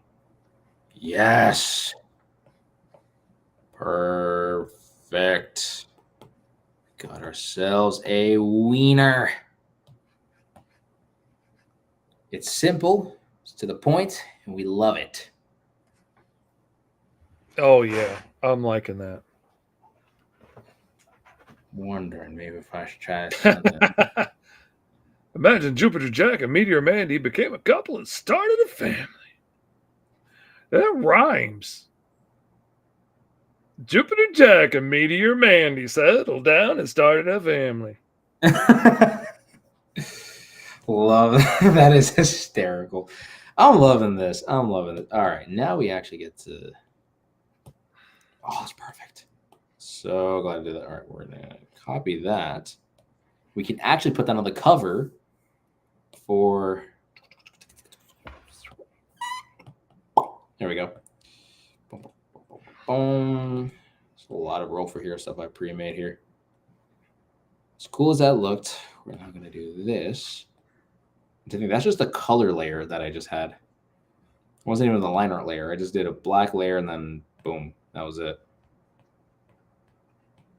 There we go. Oh, look at that.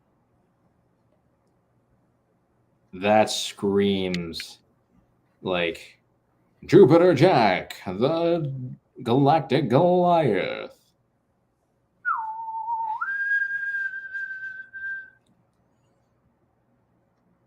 Gotta love that classic, little space whistle at the end of it all. Mm-hmm. Gotta have a theremin, or how else would they know it's sci-fi? Exactly. Maybe I can actually ditch the little. They don't have violins in the future? Heavens to That's Betsy. just preposterous. Mankind has evolved past the need for such violence. Evolved past the need for stringed instruments.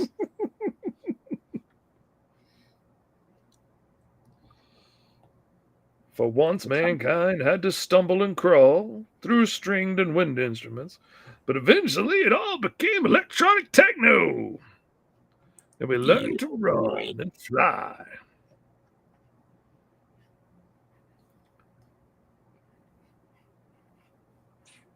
I feel like there's something else I could add here, but I think that should suffice for now.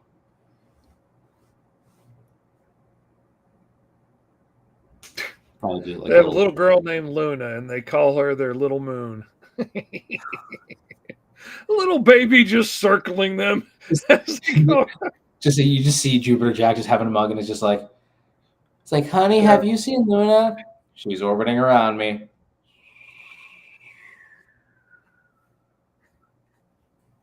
I love the Thurman in retro space / alien media. Interesting. I mean, right. Other than that, though, I think I'm more or less set, because at this point, we're just gonna be dragging on, actually drawing the cover and whatnot of our characters, and this stream, of course, has officially reached 3 hours. Of course, it did. Got to enjoy the 3-hour session of Roll for Hero. The show that only happens once a week at 2:30 Central, 3:30 Eastern. Luna has a little Jetsons jetpack. Jupiter Jack, Meteor Mandy, the Cosmic Family. That would be like the nuclear family. They're the Cosmic Family. Oh, even better. Actually, funnily enough, I actually made a superhero family similar to the Incredibles, but I actually called them the Nuclear Family. And the father would be like Atom Bomb, and then he would have his son Atom Bomb Jr. And they're actually all like radiation based and whatnot. And they're like the classic 1950s style superhero. They all wear green with the little hazmat symbol and whatnot.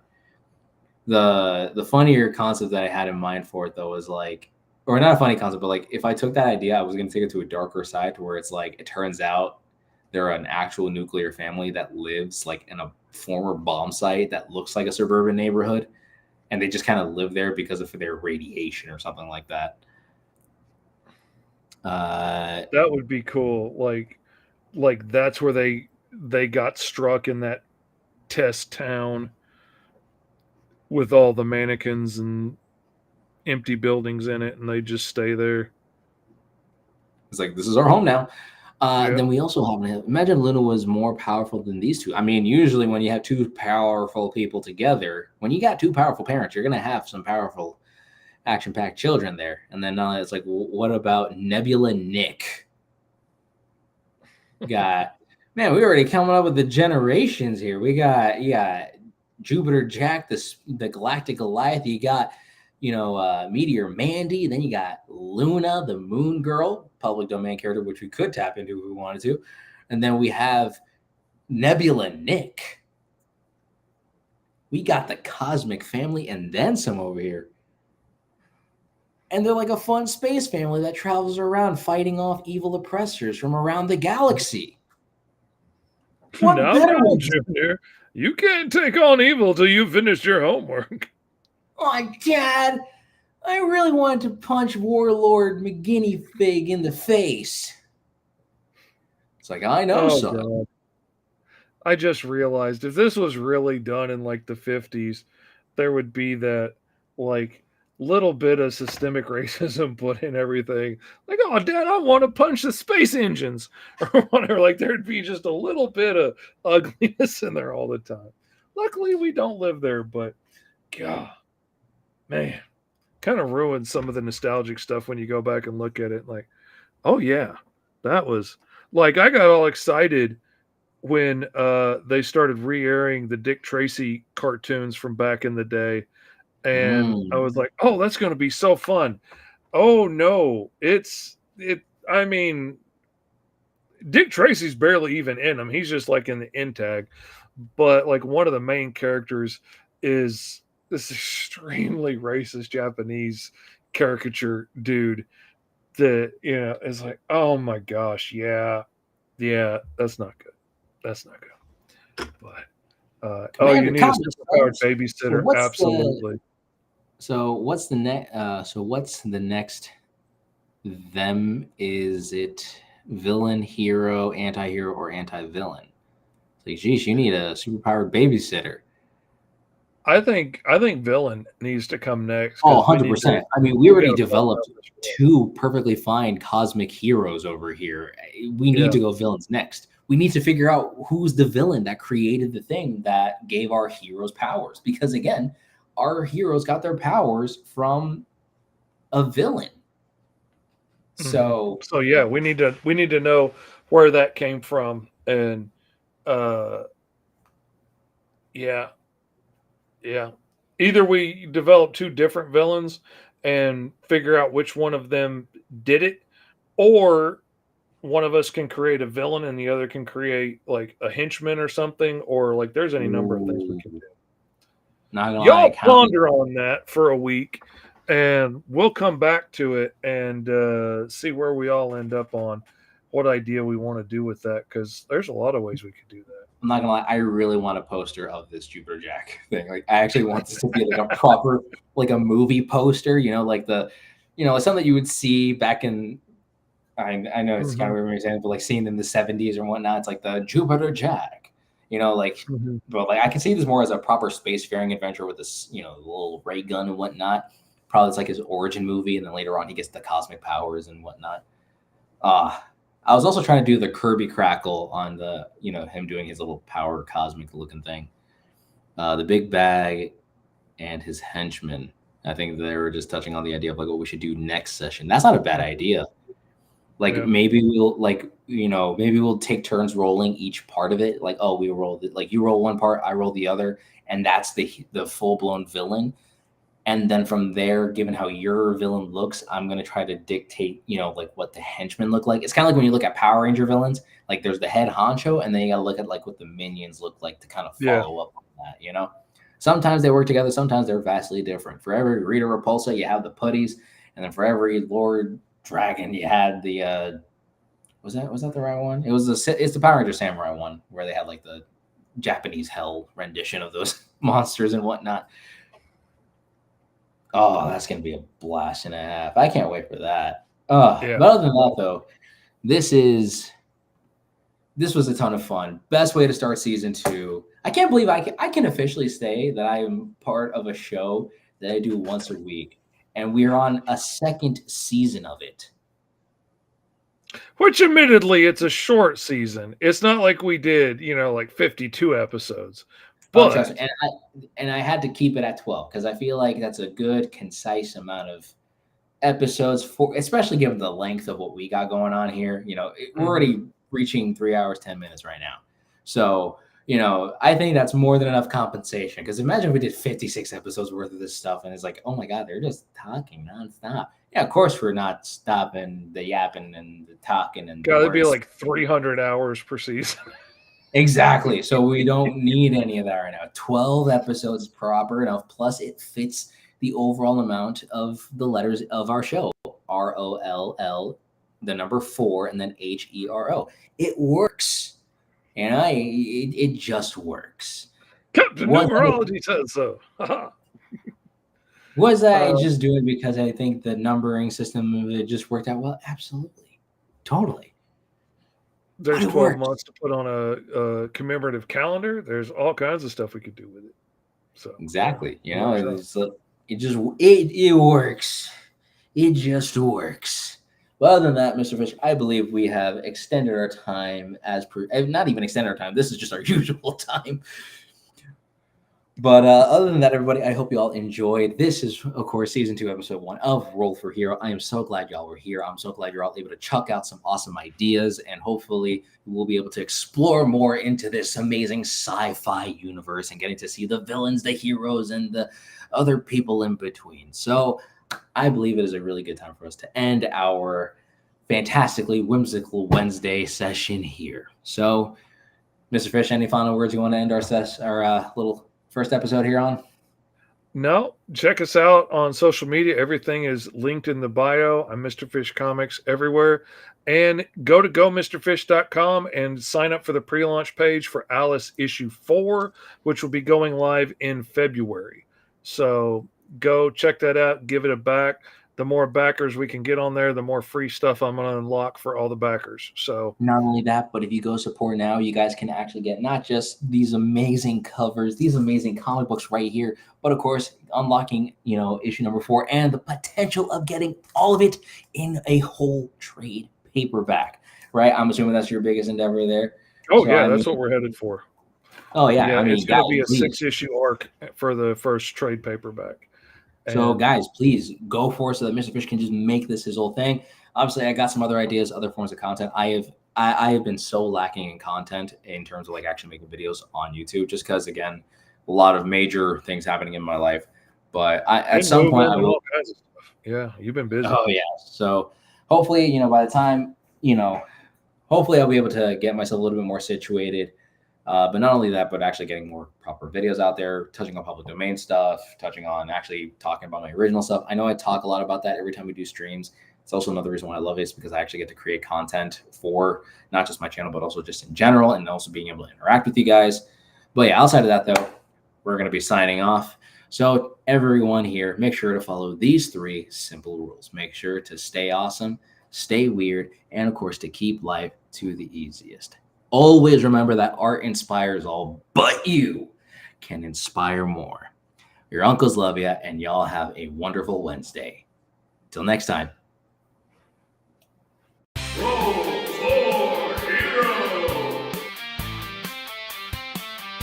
And even if you were to have a prompt of 10 different things, right? Like say if you had one prompt of here's 10 different personality traits, here's 10 different superpowers, here's 10 different drawbacks. I like coming up with random list of powers and then just see what I come up with. Imagine rolling just those things every single time. It's always going to vary. The possibility of that happening is, again, a 1 in 10 chance, but it's it shows that there's always something else cool right around the corner that we can come up with, because there's no end to